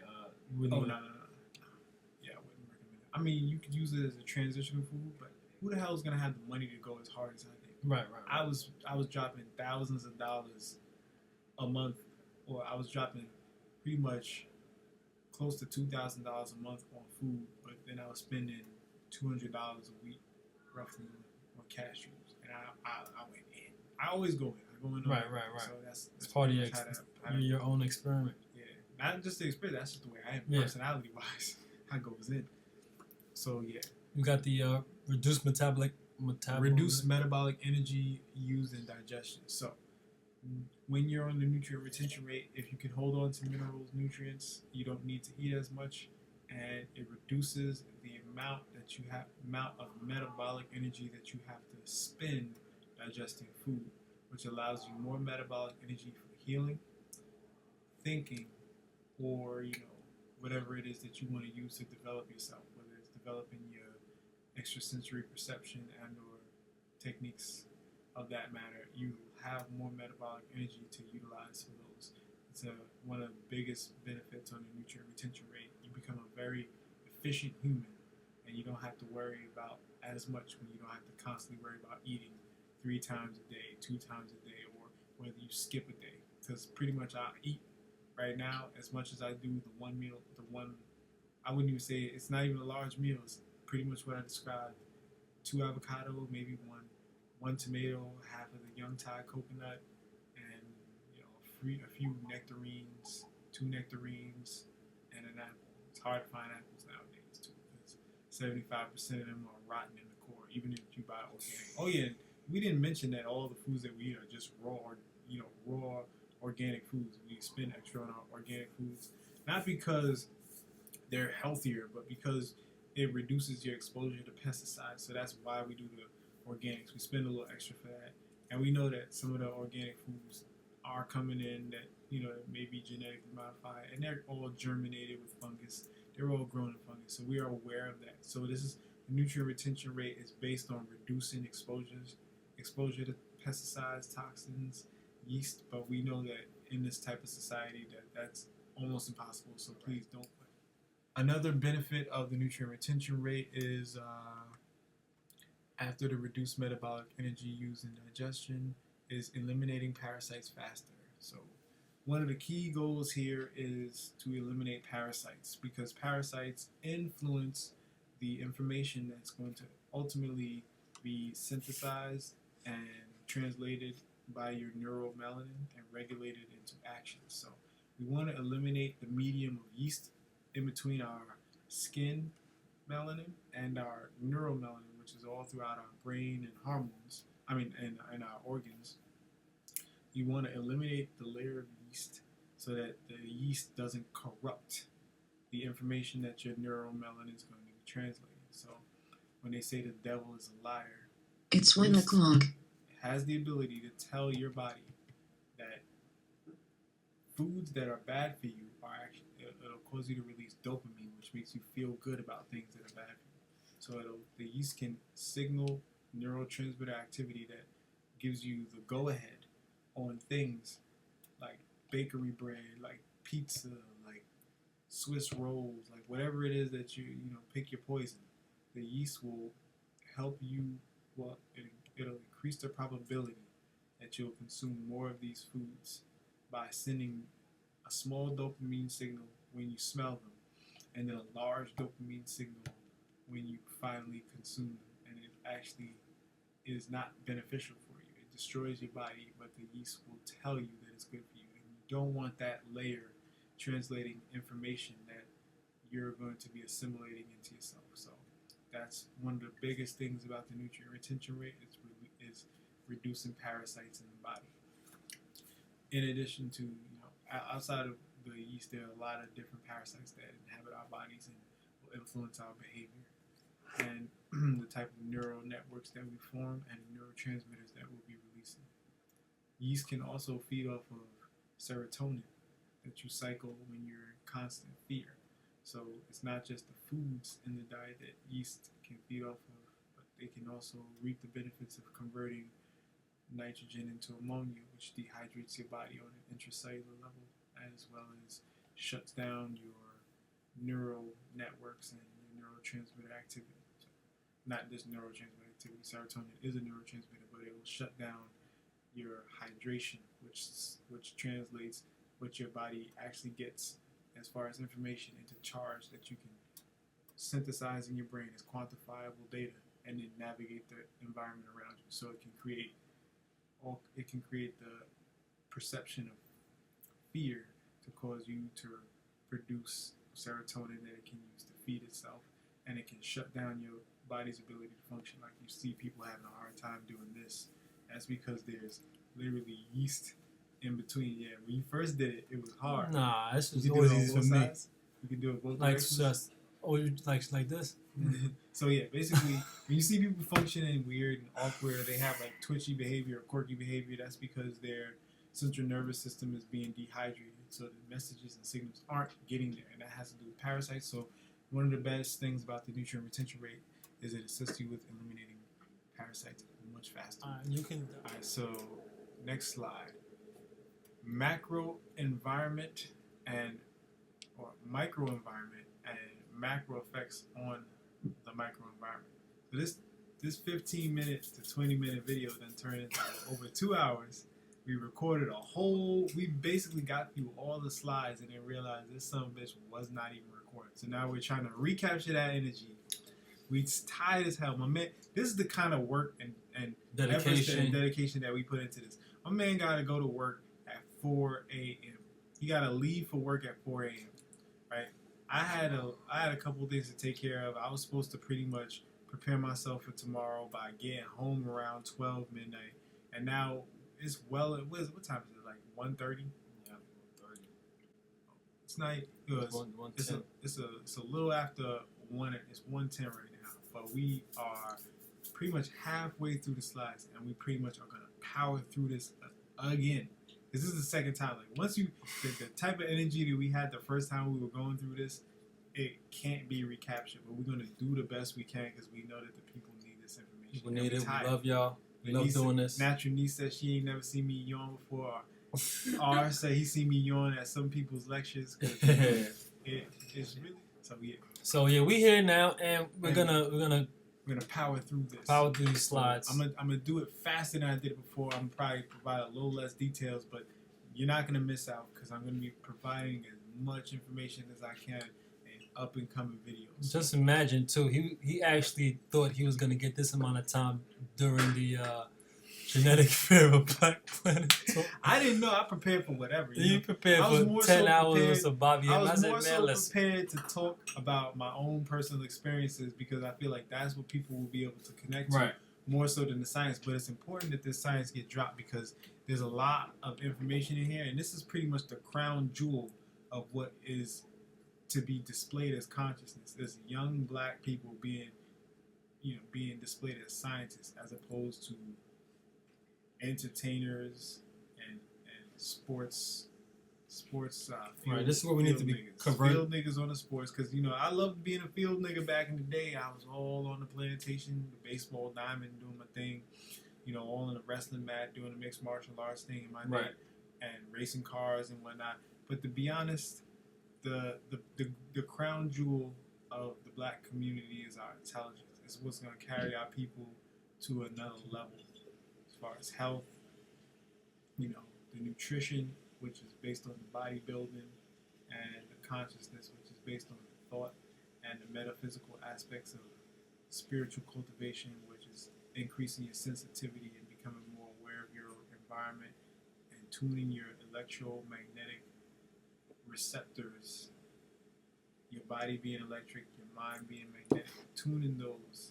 And that's the true knowledge of self. That's the That's true knowledge of self. And that's what the ancient so-called mystery systems were all about, is honing your internal environment to match that of the external environment, so that the internal and the external are a reflection of balance within your being. Man, I'm getting too tired to be busting out these motherfucking cliche sayings. Right. So we're gonna move to the next slide, which is microenvironment and macro effects on the microenvironment. So the key to genetic expression and disease proliferation. All right, the microenvironment is key to understanding how diseases manifest within our bodies, how cancers manifest within our bodies, and there are macro effects. There are things we do in our everyday lives that ultimately alter our microenvironments that can lead to diseases. So an example of the microenvironment would be the medium of yeast that's needed within the body to allow bacteria and viruses to proliferate. Bacteria and viruses are mostly hydrophobic, and your body is mostly water, so they need a habitable zone.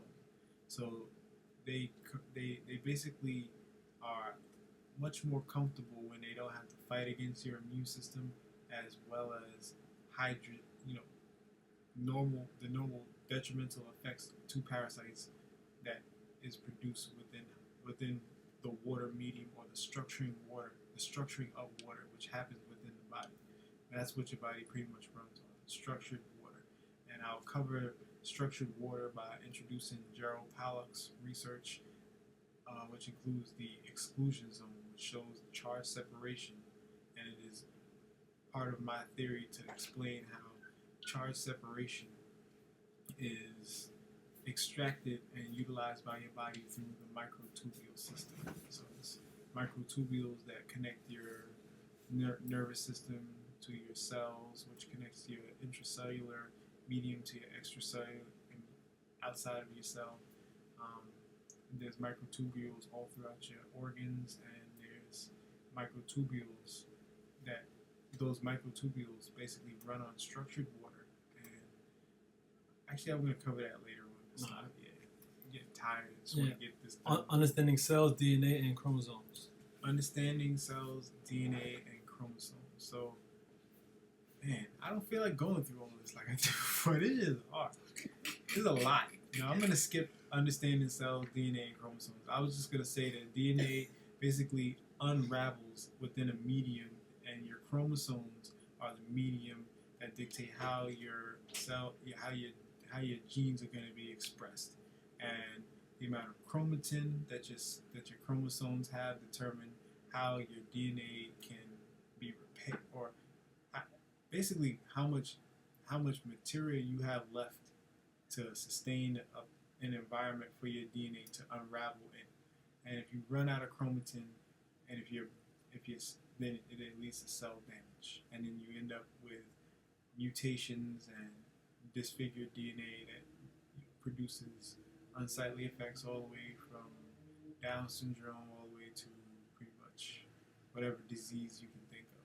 That's based on how the microenvironment is influenced by parasites, toxins that parasites release, toxins you're exposed to on an everyday basis, whether it's petrochemicals, various types of plant estrogen, Petrochemicals that comes from radiation, petrochemicals from plastic. That they break down into your body into xenoestrogens. Let's see. That's why we use BPA free, but even the BPA free is even that still under leaches xenoestrogens. right. There's no Xenoestrogens. such thing as a safe plastic. Right. So, This is why we do our best to use glass and mason jars, crystal things like ware, that. and whatnot. Crystalware. Understanding cells, DNA, and chromosomes, charge separation, and microtubules. So in I believe 2 to 3 more slides, you'll see Gerald Pollack's work about the exclusion zone, in which a naphion, which is a hydrophilic surface, which is basically meaning that it absorbs water. It creates an exclusion zone, or what he terms an exclusion zone, which is a layer of actually millions of layers of negatively charged water, which is structured differently from the positively charged water that you will find above the negative charge layer. And if there were any compounds within the positive charge, they would not be allowed to enter the negatively charged zone. And that's the basis for how the nutrient retention rate works. It's by looking at the body as a plasma machine, or a closed plasma circuit, and trying to create an environment where you can maximize the amount of negative ionic reactions that your body can reap to build itself up, and to reduce the amount of positive ionic interactions, or things that lead to ultimately a positive charge that strip away. Damn, I'm not saying it right. Can I rewind it? Nah, we ain't gonna rewind it. We're just gonna do. Basically, your body uses the charge separation and microtubules to extract the charge separation to produce electricity in the body. And Gerald Pollack's work explains that. Another clue to that is the microtubule system, and how anesthetics work on the microtubule system by ultimately dehydrating the body and eliminating that negative charge layer, which is what prevents you from being able to feel things, because you're now dehydrated and your body doesn't have that separation of charge that would allow you to facilitate the neural connections that would allow charge to run through that area of your body. That's how anesthetics work. Medical doctors claim not to know how it works. Anesthesiologists claim not to know how it works, but that's my theory on how it works, and it's highly likely that that's how it works, especially based on the circumstantial evidence of how water separates charge and creates the exclusion zone, and your body takes advantage of it. That's another way circulation works. It works through hydrophobic and hydrophilic mediums, and that's how your cells and how your cells extract energy from water via the mitochondria, as well as how your central nervous system works all together. So anything that dehydrates you is pretty much destroying your life and destroying your body's ability to extract negative charge and keep the charge separation going. So you pretty much can see all the breakdowns of that in people with poor health and the various issues that they have, like hypoxia, autoimmune diseases, histamine reactions, which is a neurotransmitter that your body has to respond with when you're dehydrated. So yeah, all that, covered a lot before I was going in. So now we're just going to try to breeze through this. Let's see, understanding cells, DNA, and chromosomes, charge separation, and microtubules, protect and avoid detriments to the microenvironment. So one of the goals of the nutrient retention rate is to fall asleep. Is to protect yourself and avoid detriments. We gotta move into the camera now to get the energy for the people. You gotta get the energy going. Yeah, we gotta get the energy, man. It's gonna be that 1:10 a.m. swag when niggas been up all night before and still got work. It's that swag right now. And we're doing this for the people, man. Get that information out there. It's been a while, so we're gonna get it out there, because some of you need this science to know that you're in good hands, at least the hands of somebody who has the experience, years of experience on a raw fruit and sun gazing diet, as well as functioning at this level of intellect, and has the integrity to put this type of information out for free, just so that people have the information and the know-how. We would like to tour we want to tour the country nation, and do this shit for life. We don't want to tour the world. And ultimately the goal is to be able to not get a lot of money from this, but to get people who are going to be the resources that we need to build our Full of families. integrity. Full of integrity. Oh yeah, you have to be on a raw fruits diet. You have to be able to understand this paradigm in such a way where you know that what we're doing is we're fighting to eliminate parasites and the influence that parasites have on society. That's what this is all about. So this is why we're putting out this information like this. This is, I get to style, have my little fun while I do it, talk crazy, but at the root of what it's all about, this is truly a world-saving revolution that is needed at this point in time. This is literally the Armageddon. You can't even get healthy food, within the nutrient retention rate diet. We eat only organic raw foods, and we know that the organic foods that are produced now are corrupt. They are, germinated with fungus. They are often grown and fungus cultures added to the dirt. They use, blood meal to produce pineapples. You have to go into that. You have to break that down big time. So he's just gonna touch on that, just to let you know. Just to let you know that we're in the Armageddon right now. Right. There's damn near fungus in everything, and we try to reduce our exposure to it. We don't even need, no alcohol, nothing. We're still wavy young dudes. We have a great time. There are other things that you can use to stimulate dopamine in the body. Once you get into alchemy, that's nothing. You know what I'm saying? You can get all kinds of effects from natural plants, herbs, and fruits that you can use to combat your addictions to alcohol. But it's mostly combating the influence that yeast has on your body that creates the environment where you think it's okay to drink alcohol, or you think a little bit of bread is okay, or where you feel that you can only slip up. You slip up sometimes, but it's not a big deal. It's a big deal. Yeah, it's a big deal. Man. So integrity has to do with reducing parasites' influence on your central nervous system, which translates into how your neuromelanin is going to assist you with assimilating and basically assimilating electromagnetic spectrum into quantifiable data that you can use to navigate your space-time and your reality. That's what consciousness is about. So moving on along, let's go. Protect and avoid detriments to the microenvironment. That's, we mentioned the petrochemicals and plastics. We mentioned the xenoestrogens. In the petrochemicals. You can do your research in regards to xenoestrogen, how it affects males and females and children. You can do that. We got antimony that you'll find in nylon and polyester, and how to avoid those when you're sweating. I spoke earlier that they can get captured on how I indulge in some petrochemicals like foam-positive sneakers or Polartec Neo-Shell gear, whether it's the pants, like I have some jeans made out of Polartec Neo-Shell. They're 100% waterproof and they're pretty breathable, but to avoid the exposure from my skin directly to the antimony and the petrochemicals, I wear a layer of wool. And yes, I'm a vegan, but I'm a vegan based on health functions, not animal, protection rights. And wool is a renewable resource. And if you go to certain companies, you can get wool that's not been treated with harmful and detrimental chemicals. You can also use hemp clothing and or hemp bamboo blend combination clothing. It's another technique that I use. They're good for wicking moisture, so you don't have to worry about exposing yourself directly to petrochemicals. Let's see. So BPAs we pretty much covered earlier. Bisphenol A and its effects. It's pretty similar to xenoestrogens, where I would classify it as a type of compound that will break down into a xenoestrogen and alter your hormonal balance. And you find those in plastics. So even if you're all plastics, even if you're working with a BPA-free bottle, you don't want to expose it to UV radiation because that will cause some of the xenoestrogens to leach. Covering the municipal water supply, that's the public water supply. That's what you get out of your shower head and your faucets. There are a lot of chemicals from chlorine to fluoride to trace pharmaceuticals that you'll find in there, and you want to buy a filter that will help you to avoid those.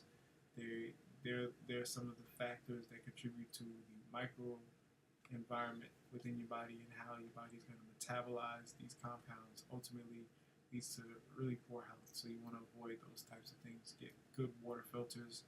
So at least a filter that can filter for chlorine, fluoride, and that's a good start. We'll get into that in some other future videos. parasites, the effects of parasites on the microenvironment are that when parasites proliferate or when they die, they release toxins that your body's going to have to eliminate, and that's a form of metabolic function. So metabolizing the toxins that parasites produce is going to alter your microenvironment. So reducing parasites does help, but also understanding pretty much what kinds of compounds you can use to facilitate a faster elimination of the parasite toxins will help. You can cover that in a consultation with me, or that's something we'll cover in another video. I'm trying to move on and do this. There's a bunch of footnotes there for you, some of you fact buffs. Next slide. Yeah, and let's get to the next slide. There's a few slides on mental illness, demons, and parasites. We're gonna go through. That's the crux of what it is that I came to do as a counselor. So for me, that's that right there. I'm doing the science just to give you a taste of what type of researcher I am.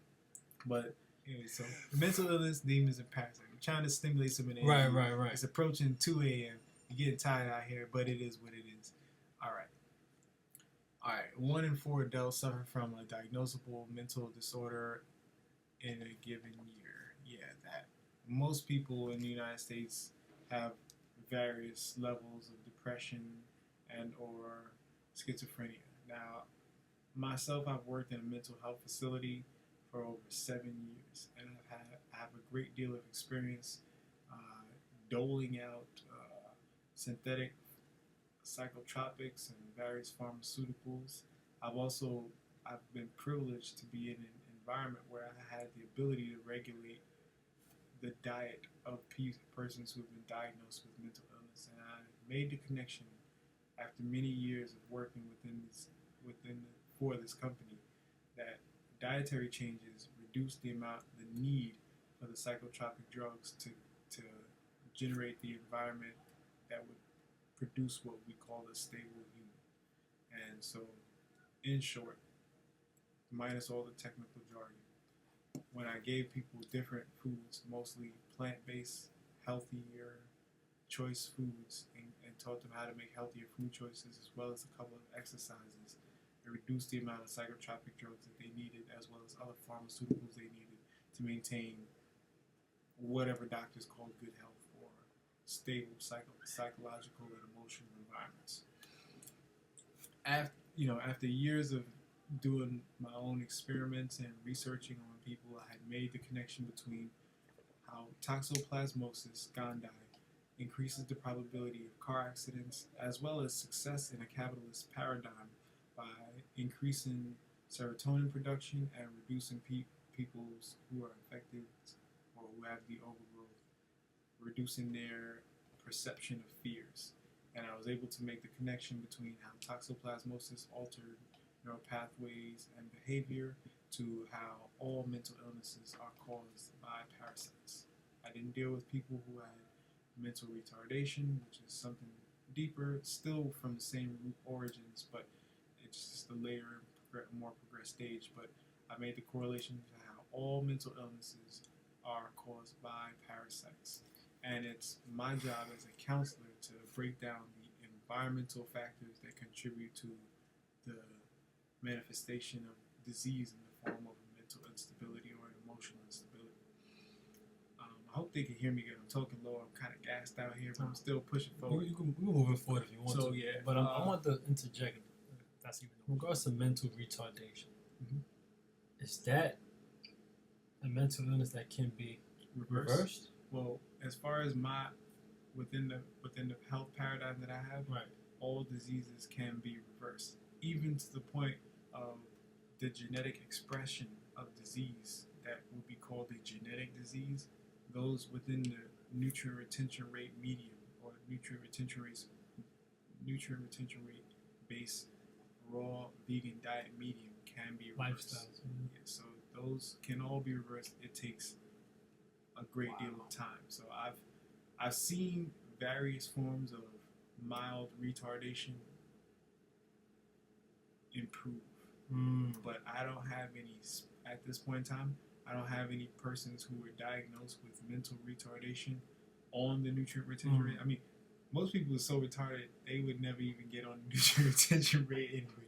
So what's the probability of a retard, a person diagnosed with mental retardation To really be consistent with being a raw vegetarian who eliminates phytic acid, lecithins, also is interested in consciousness and has people like more than likely it's mistakes that the parents made that resulted in mental retardation or based on a chemical exposure at vital fetal stages that lead to mental retardation. So the probability of me finding a person who's mentally retarded who wants to actually assist themselves by utilizing the nutrient retention rate is highly unlikely. Not to say that it's not unlikely, but at its early stages, I've not not at the stage the where opportunity to assist somebody with mental we retardation. need However, a facility I've had great success reversing people who've had depression, so-called schizophrenia, and issues that had to do with constantly cycling serotonin and having nervous reactions and not being able to function, coherently. But I just want to get through these. So let's see. In humans, acute 1 in 4 adults, according to the CDC, 1 in 4 adults are estimated to be infected with Toxoplasmosis gondii. Yeah, it's way more people infected with Candida albicans, and yes, Toxoplasmosis gondii is an epidemic. Most of you wouldn't notice. Trust me, I notice. I fucking see retarded people all day long, and I don't mean retarded as in the mentally retarded. People who have chromosomal damage that's also due to the microenvironmental factors that contribute to that. But I'm talking about people who do not have their wits about them.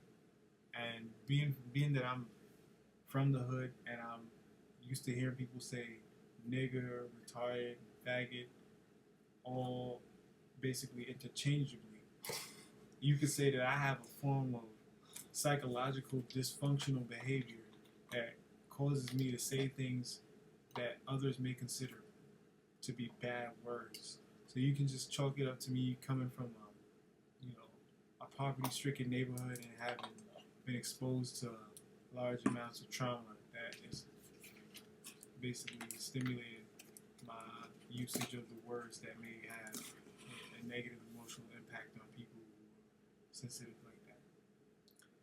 All right. In humans, acute infection with T. gondii Toxoplasmosis gondii can produce psychotic symptoms similar to those displayed in persons with schizophrenia. So this is just research that's stating what I've known for years and how I've been able to treat people, but the information is becoming more widely available to researchers, and we live in an environment where people are afraid to lose funding before they're willing to function with integrity within the scientific paradigm, which is why a person like me is forced to come out here and produce this information, because there's a lot of people who won't even produce the studies because they're too afraid, and I can at least break the ice. And within the community, the conscious community, we deal with a lot of mental illness, and I want to let people know that I'm there for them as a counselor and a regular person who's also been through my own psychological issues due to deaths in my family, exposure to toxins, being under cellular inflammation. And no, I've not had mental illness or been diagnosed with mental illness or retardation, but I am well aware of the influences that parasites have on the central nervous system, and I'm well aware of what it's like to have certain impulses. And I can say myself that I've been depressed at various points in times of my life, and for no good reasons either, other than that I was hormonally imbalanced, and I can admit that. So it's nothing to be ashamed of. It's pretty much the norm out here. All right. Another increased risk of traffic accidents in subjects with latent toxoplasmosis, a retrospective case control study. Yeah, that's something I pretty much covered within. I don't know if I actually stated that this time or whether that was something I had covered previously, but people who have the toxoplasmosis infection are more likely to be successful in this capitalist paradigm because it reduces your responses to fears by cycling serotonin or causing your body to produce serotonin, which makes you feel comfortable even in a state of great stress. So if you see somebody crossing the street and they almost get hit by a car, and then they have a look about them whereas if nothing really happened, even though they were in a near-death experience or a near fatal, that would have been a fatal trauma, physical trauma, and they pretty much only respond to it as if they had dropped a penny. But that's usually due to them being under the influence of the parasite Toxoplasmosis, which within their body and mind, they're producing enough serotonin to make them feel comfortable with situations like that, so it's nothing to them. And parasites do feed off of and they can reap the benefits of you cycling serotonin, which has extra nitrogens that your body that don't get canceled in the reuptake process. So then your body has multiple ways of dealing with them, but then so do parasites, and parasites like to convert that nitrogen into ammonia and dehydrate you. All right, next slide. You said a great example would be like a Donald Trump, right? Oh yeah, like a Donald Trump, pro athletes, they're the ones who they say are more likely to have toxoplasmosis. So they have reduced fears and take more chances than the average person. And it creates that type of environment. All right, in 2011? All right, in 2011, National Geographic reported fungus species can infect an ant, take over its brain, and kill the insect once it moves the insect to a location ideal for the fungus to grow and spread their spores. So earlier I said, which wasn't captured on video. Yeah, we shouldn't even mention that anymore. Let's I just feel go. like mentioning it so that people can understand what they're getting, so that Right. We apologize for we apologize. lethargic would be the word for it, maybe. Lethargy. Yeah, I guess we seem a little lethargic. We fucking tired though. I mean, damn, we was doing this shit since since the sun was up. Now Yeah, man. We want to get it out of our Exactly. system because we've been talking about it, and we just want to get it out. And you know, it's 1:40 now, so we basically are powering through these slides. And so in 2011, National Geographic stated they basically published what I just stated. And what I wanted to say was that there is a fungus that's infecting the human population. So this is not just something that happens to ants or other species of animals. This actually happens to humans. And the human fungus that we pretty much have an epidemic of within the United States is called Candida albicans. It's not just something that causes yeast infections. It's not just something that although they do. It does that too. But it's not just something that causes psoriasis or eczema or, whatever small issues that we may be dealing with the yeast overgrowth. It's something that can alter your entire hormonal complex and your neurotransmitter and synapses reactions to your outside environment. So it can literally alter your mind, and it has been doing so. We even see the effects of these things of this fungus altering human genetic expression in the form of what we see as recessive genetic traits. That's at least my theory on it, and it's backed by a great deal of evidence that I'm going to be presenting in later lectures and or videos and documents. Something I did cover earlier, I just don't got the energy to do it right now, so you're gonna get that later.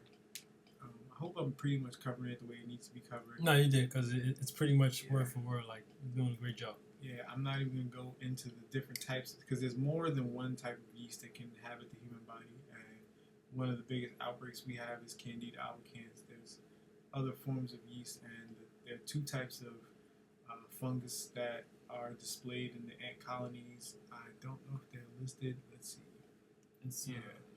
That's not it. You can go to YouTube to look up how fungus influence ant colonies, and you can look at how they alter their exoskeletons. One form of yeast will alter the exoskeleton. That's why I wish Dr. Scott was here, because she has all the technical terminology, so I can just use her as a reference. What type of yeast is it that causes the exoskeleton to protrude and then produce the spores? And which kind of yeast was it that causes the ants to crawl to the tops of blades of grass to increase their probability of getting eaten by cows, so that the yeast can finish its life cycle in the digestive tract of the cow? We get all that information some other point in time, but that's pretty much what you're looking at in the picture there. You can go to YouTube and find this information, and like deadliest parasites or worst parasites or whatever, top 10, top 5 parasites, do whatever, makes you comfortable. I'm just going to breeze through this information. Next slide. Genetically. Mental illness, demons and parasites, genetic modification, genetically modified foods, and alchemy, yeast and bacteria, gold, and electrolysis. So there are three main ways ways of genetically modifying foods. One is using yeast or fungus to cause tumors on cell walls or cell membranes, then using a virus or bacteria to then influence the expression of the nuclear material, so that the nuclear material increases, so that within the process it increases the probability that the nucleus will basically produce whatever traits or expressions that are more beneficial for cultivation and or production, because it's not just plants that this is being done to, it's also being done to animals. That's why I specified cell walls and cell membranes. Another form of technique to, I guess, shred or separate the cell membrane or wall is to use electrolysis, and then you can use bacteria or a virus to go in and re-instruct or reconfigure the expression of that cell. You can also shoot with a particle gun. You can shoot gold or tungsten into the nucleus, which will assist whatever DNA you mix in with the gold and tungsten to bond with the DNA that's going to be in the nucleus and alter the expression. And it's kind of a messy job the way that genetic modification is done. So it's basically based on probability and then finding the express traits that you want and then cloning those. And I wanted to specify that technique that's based on using the particle gun with the gold and or the tungsten to basically build on what monoatomic gold actually does and why monoatomic gold can be so dangerous. And it has to do with, if you don't have your body pretty much replicating your own DNA, and you do have latent viruses or viruses in there from vaccine programs, or you have the standard American diet, or even if you're a vegetarian, you're consuming cheese and bacteria and you're exposed to various viruses, or if you're just not on the nutrient retention rate and sun gazing and you're consuming monoatomic gold, you're going to be assisting other creatures with being able to assimilate their DNA within your own. And that's one of the dangers of monoatomic gold, and this is one of the techniques that is used in modern alchemy. And alchemy, again, is from our paradigm, from the nutrient retention rate paradigm, is not the fermentation-based alchemy, but the baking in of minerals using either UV radiation and or infrared radiation. And that's what we do over here. So I just wanted to specify how alchemy, mental illness, parasites, and quote-unquote demons, because they have a neurotransmitter effect on your behavior that will cause people to act as if they're possessed. And oftentimes the victims are unaware, and parasites can work to colonize groups of people so that they can use what would be their psychic or sensitivity functions against them. So the parasites can actually colonize humans, and they can have psychic interactions that are based on promoting an environment that's better for parasites than their own DNA. And we see it in our society, and it's so prevalent that you're almost looked at as crazy if you eat raw fruits and vegetables, look healthy and as good as I do, and then talk to people about yeast. They go, it sounds like science fiction. Well, if it sounds like science fiction and you don't want to do the research, then continue to be a fuck. And if you want to improve your life, then do a little bit of research, find out whether or not what I'm saying is as crazy and science fiction sounding as it is. And when you find out the truth, you slowly start to implement what's needed in order to improve yourself. I've been doing this shit for years. You know what I'm saying? My man jumped right into the diet. I met him 3 months ago. He's on the diet. We out here facilitating high levels of consciousness. We're manifesting the reality of the prophecies that, a lot of people were bamboozled and think it was Christianity. But we're putting that out. We're acting. We're the living catalyst for the alterations that are taking place in the end of times, so that we can facilitate an environment for us to be able to reproduce and have a healthy environment for our offspring. Nation building. This is real nation building. That's what this is about. So, on to the next slide. I think I've covered enough on that. Okay, alchemy. Double-blind test on the effects of distant intention on water crystal formation. So, that was basically something that is used as an example to show how there is some sort of correlation between your thoughts and intentions on water. It is my theory that it's the brainwave states, the alpha, beta, and gamma states that can influence the environment around us. Now, there's subtle influences, but they are constant. So you're constantly emitting brainwaves, whether you're thinking, sleeping, meditating, going through stress. You're constantly emitting brainwaves, and I do believe that it's these brainwave influences that are influencing the effects on the crystal formation of water. And in fact, that's what I know some of the ancient mystery sciences are about, and it's about mind cultivation. But not only do your brainwave states influence the water in cups or bottles, but they influence what's supposed to be almost 90% water within your body as well.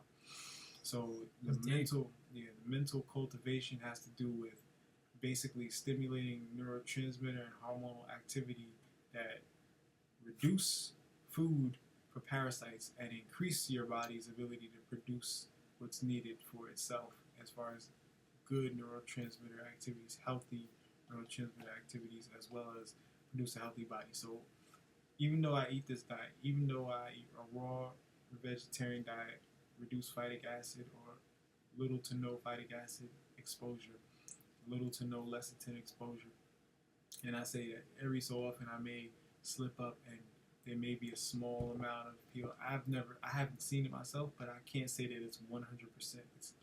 It's highly unlikely that it's 100%, but it is somewhere in the 90 percentile range. So highly reduced exposure to compounds that basically cause a detrimental chelation effect as far as my mineral assimilation. But basically, I'm so tired. I just want to get through this. I don't feel like going in on them. I want to go in on them, but I don't even, basically, your mind plays a big role in the development of your body. And for people who are trying to heal themselves from degenerative diseases, the mental state plays a big role, because if you have to constantly release serotonin to make yourself feel good, you're crying, all that, that actually isn't something that comes from people being weak, but it actually has to do with the gut being populated by parasites that like to cycle the serotonin, the nitrogen and the serotonin into ammonia to dehydrate you and to further infiltrate your central nervous system. So it doesn't make you a bitch when you cry a lot. It just means that you have certain levels of, parasite overgrowth. And that influences your neurotransmitter activity. And serotonin is a neurotransmitter, but it influences how your brain waves are going to interact within the structure of water within your body. So there's, a footnote on that. You can trace that back if you want. There's the alchemy of baking minerals into structured water. That's what we do over here at the Nutrient Retention Rate. I'll cover that later, and I'll give a little bit of recap on that when I get into the next slide. Sun exposure in the hypothalamus. When you're exposed to the UV radiation from the sun, it catalyzes a reaction in your hypothalamus, which stores some of the sunlight, and it's used to assist with bringing your lymphatic system charge. So that's what you'd be using as a defense system against parasites once your body is no longer in a state of cellular inflammation. Most people don't get to experience that. When you start to get to experience that, you'll notice changes in your mind state, your body. You'll look different. You'll start to look a little like me. It's just the way it is. I'm not fronting. It's just the way it is. I ain't got time to go in and break it all down. But yes, your hypothalamus does absorb sunlight, and it does utilize that to regulate your lymphatic functions. So it controls your kidneys, your adrenals, your thalamus. So it plays a big role in your body, and we'll cover that in later videos and slides about alchemy. And so the brainwave state again influences your overall assimilation of information, as well as how your body is going to respond to various chemical compounds and mineral nutrients. Next slide. Alchemy. So this is a slide that displays Dr. Gerald Pollack's exclusion zone, and I don't know whether you want to call it theory, because it's based on information that you can see and you can test. And what he has is a Naphion medium, or Naphion layer, which is a hydrophilic surface, which means it's a water-absorbing or water-loving surface. And there's a zone in between the hydrophilic surface and the positively charged states of water, which is a negatively charged layer of water. It's not just one layer, it's actually millions of layers. And if you want to know how your body's central nervous system responds to water, this is ultimately what it's doing. It's taking the negative charge from the water and it's facilitating electric reactions. And your microtubules are extracting they're extracting electricity from the separation of charge between the exclusion zone, which is the negatively charged zone, and the positively charged zones of water, which is facilitated within your cells through hydrophobic and hydrophilic surfaces. And part of the a big part of the nutrient retention rate is based on combining the right hydrophobic and hydrophilic surfaces to get the most out of the exclusion zone, which is the structuring of the plasma state of water within your body. And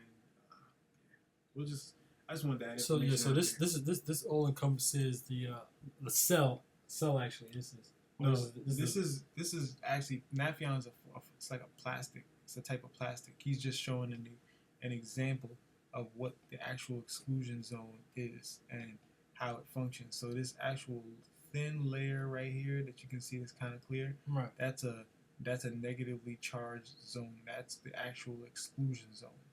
So these areas here are all positively charged, and it doesn't actually display the negatively charged zone. So so me talking about it is actually displaying it. So right above the red Naphion, you can see the dye excluded. Oh, you can see where the dye is excluded. Now I believe they use microspheres in the as a dye. Typically was used as colors, because when you get to a nano level, shape and structure determine how color may appear. So you can have you can have this shape that actually displays the color blue, and then you alter it to this shape, and it'll actually display the bandwidth for orange or red. So that's how that really corresponds. I mean, I feel like I'm skipping so much information, because the first time I went over this, I went super. No, we didn't touch. Did we touch? Yeah, we touched this, nigga. We was almost done.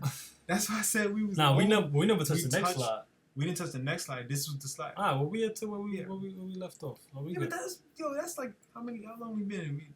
46 minutes, man. We done. Well, you know what, people, if you're watching this is better than watching anything that's on VH1. Yeah. So even if we're a little lethargic with it, you know what I mean, the information is vital. It is vital. And it's actually important. What's vital is to be able to look at me and tell that if I've been on a raw fruits diet for 2 years and I look this healthy, and I know this much information, right, and I'm applying this information to what I'm doing, and I'm black and I'm sun gazing and the sun is not killing my body, right, and I've not suffered any negative health effects, and I can't get sick. I've healed eczema, arthritis, broken bones, liver cancer, the detriments of fibroids too, right? Oh, that was for short, for the young ladies. Right. Yeah. I have a cousin that actually asthma, just said she's ready to go nutrient retention. Right? Oh yeah. I can't give up rice. Respect to you. You know who you are, family. Rice causes you to produce even more serotonin. It like breaks down into serotonin. You don't want no rice, because that's like another nitrogen fixing medium that's gonna affect the microenvironment. So you don't want rice. She should probably eat like black rice to wean off of it. But then we got other things out there that see. The thing is, people haven't tasted the diet that I have right now. Yeah, that's the thing. Once you taste the like, way it's not a boring. It's like, great. Listen, this dude saved my life. Like this I shit said, ain't got nothing to do. You know, I appreciate that. But this shit ain't got nothing to do with me just trying to be healthy and trying to eat, force myself. Right. I'm living. Like I'm eating we have like fun you with wouldn't this food. believe. I'm eating some crazy good, healthy shit that'll change your body, mind, and everything. Right. Like, it's fun to eat. It tastes good. If you follow me on Instagram, Ready4R, the number 4. I don't post the gourmet, but you don't post the gourmet. I don't post the gourmet because that's gonna come. That's gonna be rolled out. Yeah, we gonna roll that out. We gonna actually make sure that we can go on tour with that. Right. That right there is like the bread and butter. And we are, or at least he and Natural Niece will be challenging any regular cooked too, or I mean, nah, I'm no, not. See, nah, the thing is, it's got to be raw vegans because Yeah, yeah. I don't even want niggas who's not on the level to eat it. So they right, don't that's even true. get the That's platform. true. They won't. What I happens say- is their I say palate fuck won't appreciate Yeah, what we're doing. And besides, like, I don't want niggas who full of fungus breathing near me. I hate that shit. I be like that's taking true. public transportation. Right. It's hard. Not to be on some OD posh shit, but I'm on some OD posh shit. Vegan posh. Vegan posh, nigga. Alright. But yeah, man. So we covered this Gerald Pollack's exclusion zone, which is at the core of my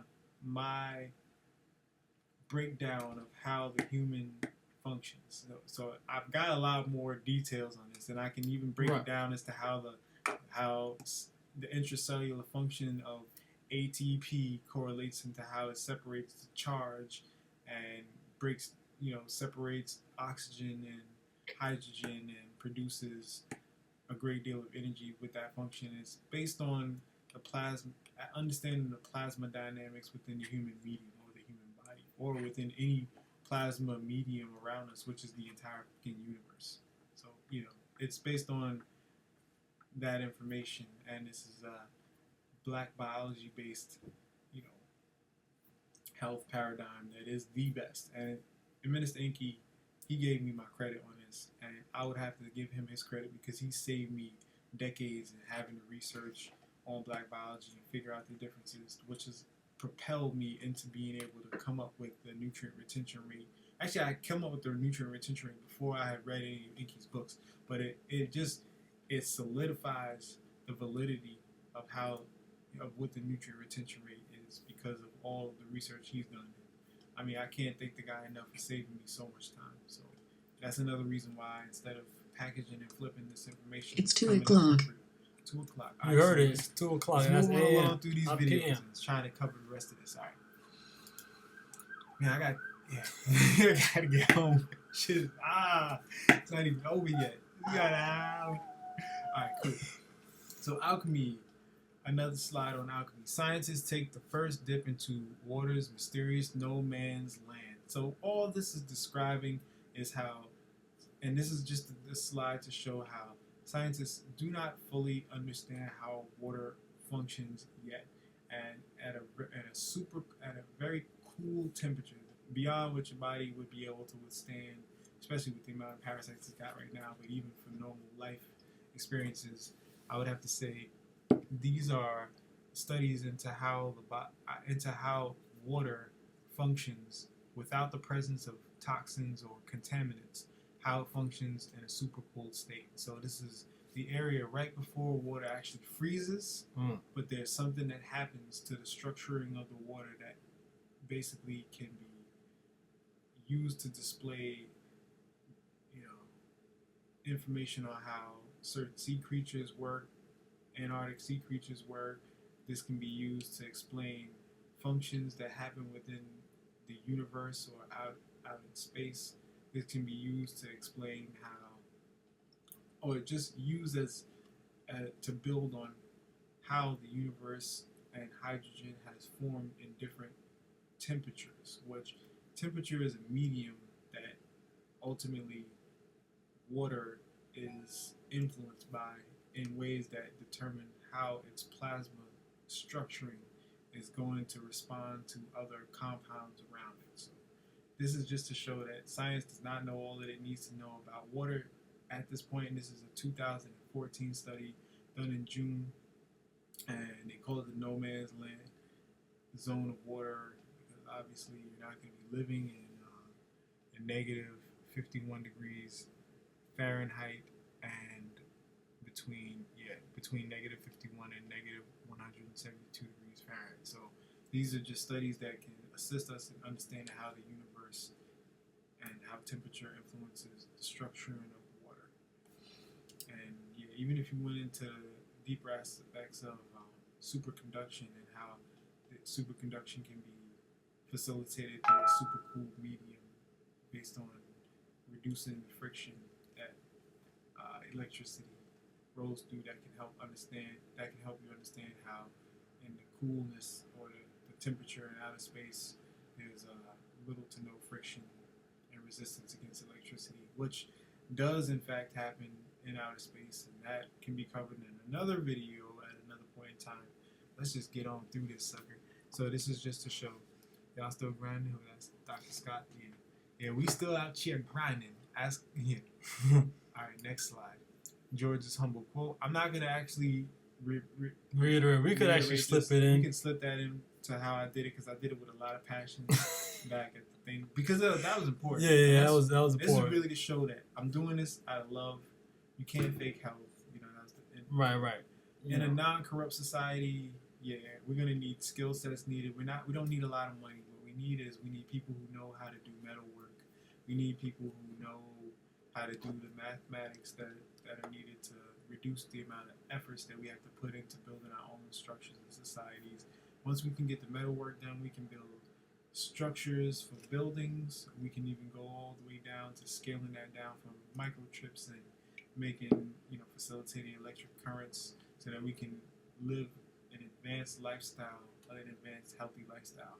I don't believe that going back to nature means living without electricity, because I believe that the basis for how nature speaks and assimilates around us has to do with ion exchange, which is the chelation, chemical chelation, and ion exchange from the above and the below. So this is the basis for the type of research that we need to be doing.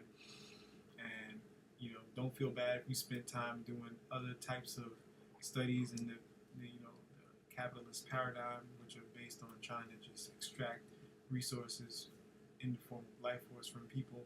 Don't feel bad. There's always something that you can correlate what you know into being able to do to assist. So don't hide your talents. We need you out here. Is what we need. We don't need a lot of money. Once we have people with high levels of integrity that are willing to do the work with us, so that we can build our own society. We can worry about interfacing with the capitalist society if we need to. It'll be more so us providing them with the assistance they need, because we'll have the mental stability to be able to function at a level in a coherent fashion. That's really what this is about. Glass workers, we'll need that for creating lenses, as well as insulation, as well as on a micro level, silicon binding, so that we could not just silicon, but binding minerals so that we can produce really potent magnetic and electric fields to facilitate the type of high technology that some of us actually know how to produce. So we don't, it doesn't require a lot of money. It just requires people who are willing to do the work and who have it within them, whether it's genetics or within their heart, to do the kind of things that are needed to produce a better environment. See, a parasite-free central and parasympathetic nervous system is ultimately what we're going for. Let's see, parasite-free central and parasympathetic nervous center. Oh, it was nervous systems. Like, that's a typo. Doesn't matter, we got typos from time to time. That's because we're still, I would say even at this state, my body's functioning with, I'd say I'm down to less than 10% yeast deep in my tissues, but yes, we still function with a little bit of yeast, so you'll see typos, you'll see me looking into my mind to, try to stimulate some emotions so I can remember the thoughts that had impacted me that I wanted to share with you all. But believe me, we're functioning at a very high level right now. We've been going. I've been up since how early this morning? I woke up. This was supposed to be my late sleeping day, so I woke up at around 9 a.m. between 9 and 10 this morning. And the previous night I had went to bed while working out some counseling issues within my household. So I was up till the early morning hours, around 4 a.m. So I'm really tired. Not really tired now. I'm just tired of having gone through this shit and haven't gone through it back. That's really what it is. Right. And I want to get to doing something that relaxing.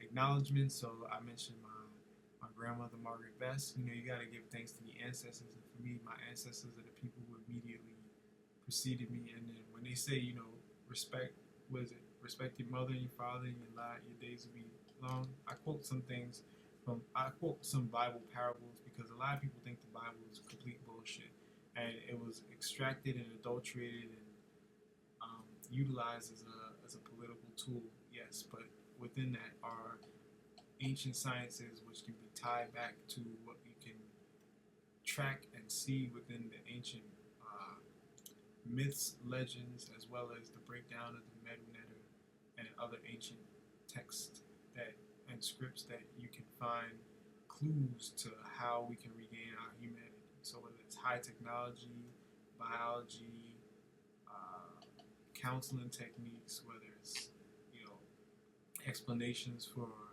things to come in the future, there's a lot that we can extract from the Bible parables or any ancient parables that ultimately tie back to the indigenous people on the planet. So it is my premise that no, there's no reptilians, there's no Anunnaki. What they are ancient black cultures that have been raped all the way down up until this modern time to produce that which now is being attributed to high alien technology or advanced technology, but it was really our own cultivation of consciousness that was able to produce the things that we can take pride in, like the pyramids, the ancient structures. But first and foremost, it is your human experience here that will facilitate the reactions needed to produce offspring and allow this information to be disseminated down through your genetic line into the future. So that's what we're doing here. We're building.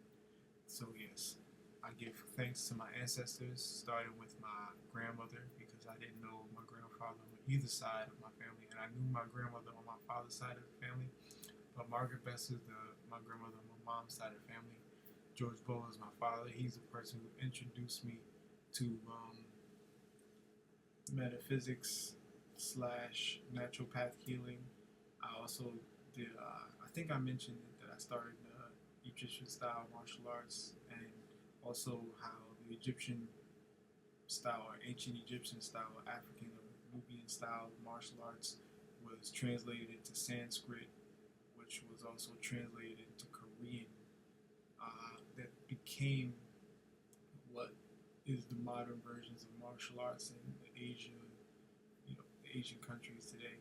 And so the style I study is based on the Sanskrit and ancient Egyptian and modern or sort of old Korean style. So I started that when I was 3. I didn't learn punching and kicking and stuff until I started Taekwondo, but what we did was practice breathing techniques, and I had to learn how to trust my own breath and trust in my own knowledge and information in order to be able to facilitate good mental intentions as well as good character in a corrupt society. So I had early beginnings at this, so I was initiated at 3 years old, and it's been a lifestyle and a way of life for me. And I'm still a fresh OD dope nigga from the hood, so I'm not like some cornball nigga who's just coming up in the conscious community because I was rejected from somewhere.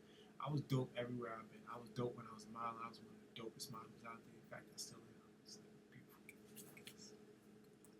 Anyway, it is what it is. I'm gonna just continue giving the thanks. So George Bowl, my father. Connie Bess, my mother. She was a scientist. She worked for the Westchester Health Department. She was, oh God, that's a whole nother video.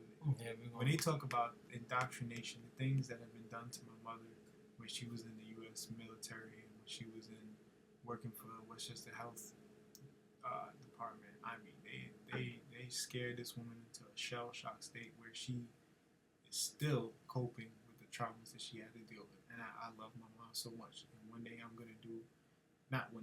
doing what's needed in order to facilitate an environment to assist her with feeling comfortable and safe again so she could heal from the traumas. Because she's had death threats.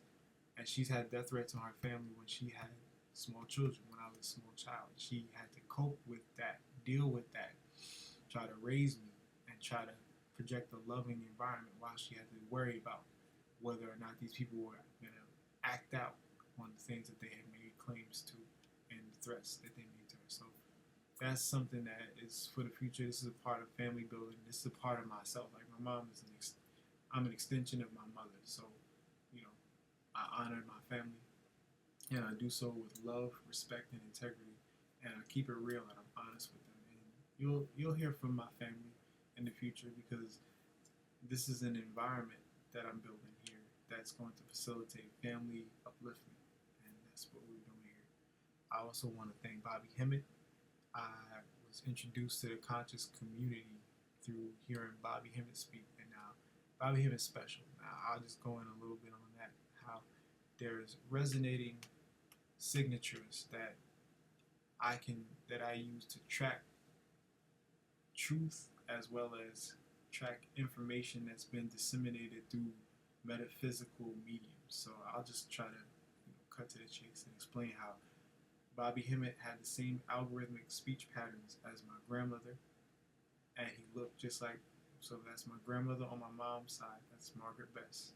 So he had the same signature speech pattern, the same pauses, the same southern drawl, the same emphasis that my grandmother had. And I respect Bobby Hemmett, despite him promoting alcohol and a bad diet and dysfunctional lifestyle. You gotta look at what was influencing.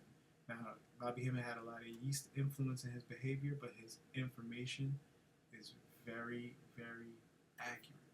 He was just missing one of the biggest pieces of the puzzle, which is the corruption aspect of how yeast and fungus can influence dysfunctional behavior. But you can't throw out everything Bobby said because of his level of corruption. If we were to throw out everything, then we wouldn't have anything right now. And Bobby Hemmett had, I would say, between 80 to 90% accuracy when it came to his research into the ancient sciences. And I could say from my own exploration into the metaphysical world and my own experiences with psychic behavior, anomalies, that Bobby Hemmett was highly accurate. And I would like to spend a lot of my debut time breaking down the sciences behind the things that Bobby Hemmett said that may have sounded fantastical and airy-fairy. I would like to break those sciences down because I've been granted the gift of experiencing them, so I can not only speak from experience, but I can also break it down as far as the sciences, and that's what consciousness is all about. I want to thank Dr. Scott and the Scott family. I can't specify who and what they've done for me at this point in time because we are still, being watched by people who don't have our best interests in mind. And so when we can create the environments needed to be able to uplift ourselves and our families, then we can let everybody know everything. I'd like to thank Minister Enqi and Dr. Ali Muhammad for the work that they've done. I found them a year ago, and it's changed the direction of my life drastically to where now I can come out and feel comfortable because I have people who have my back and who are also disseminating this information as well.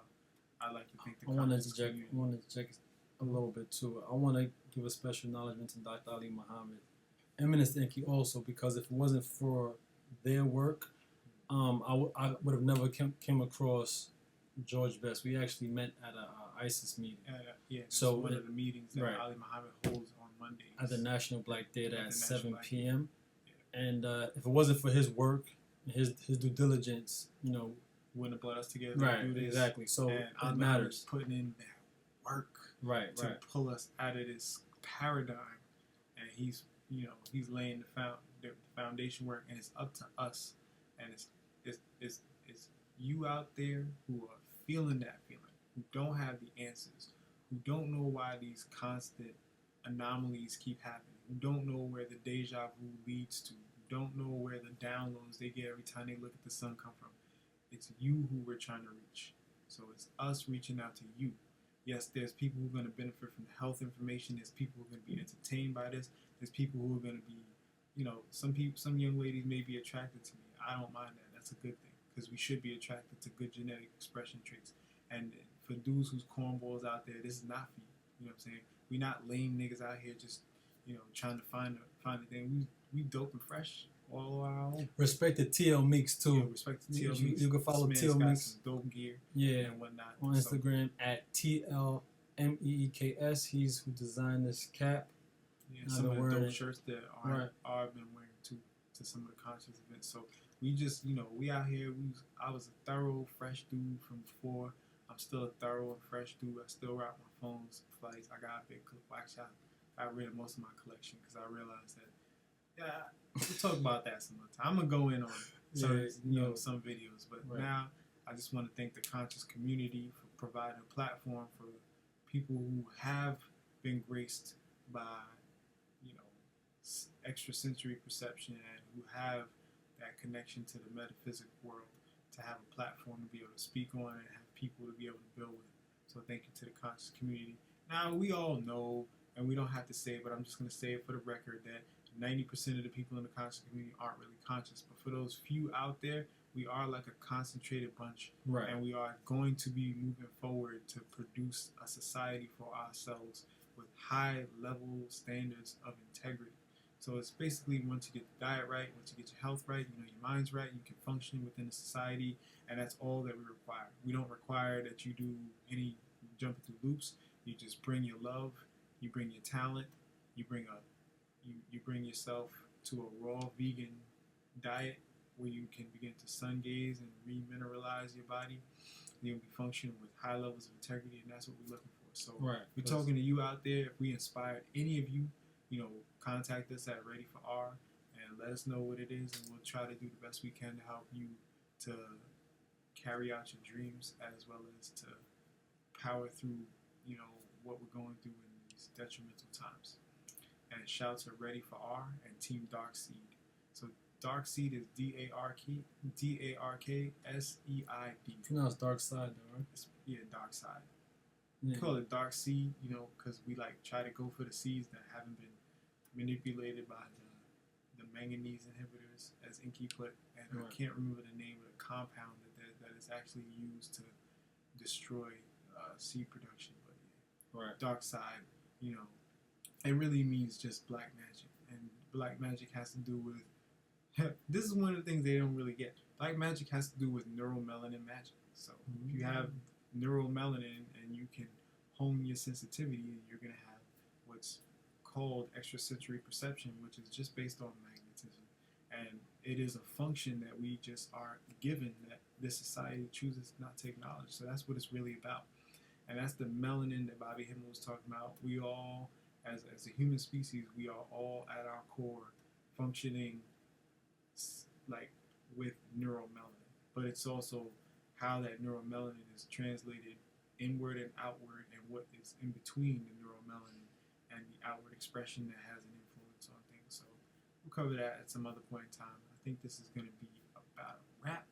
So eat your raw veggies and fruits. Get your raw veggies and fruits. Drink your water and coconut water. Most definitely. Do your reading and your research. Yep. Carry yourself with integrity and love towards others. And that doesn't mean to be, submissive to evil.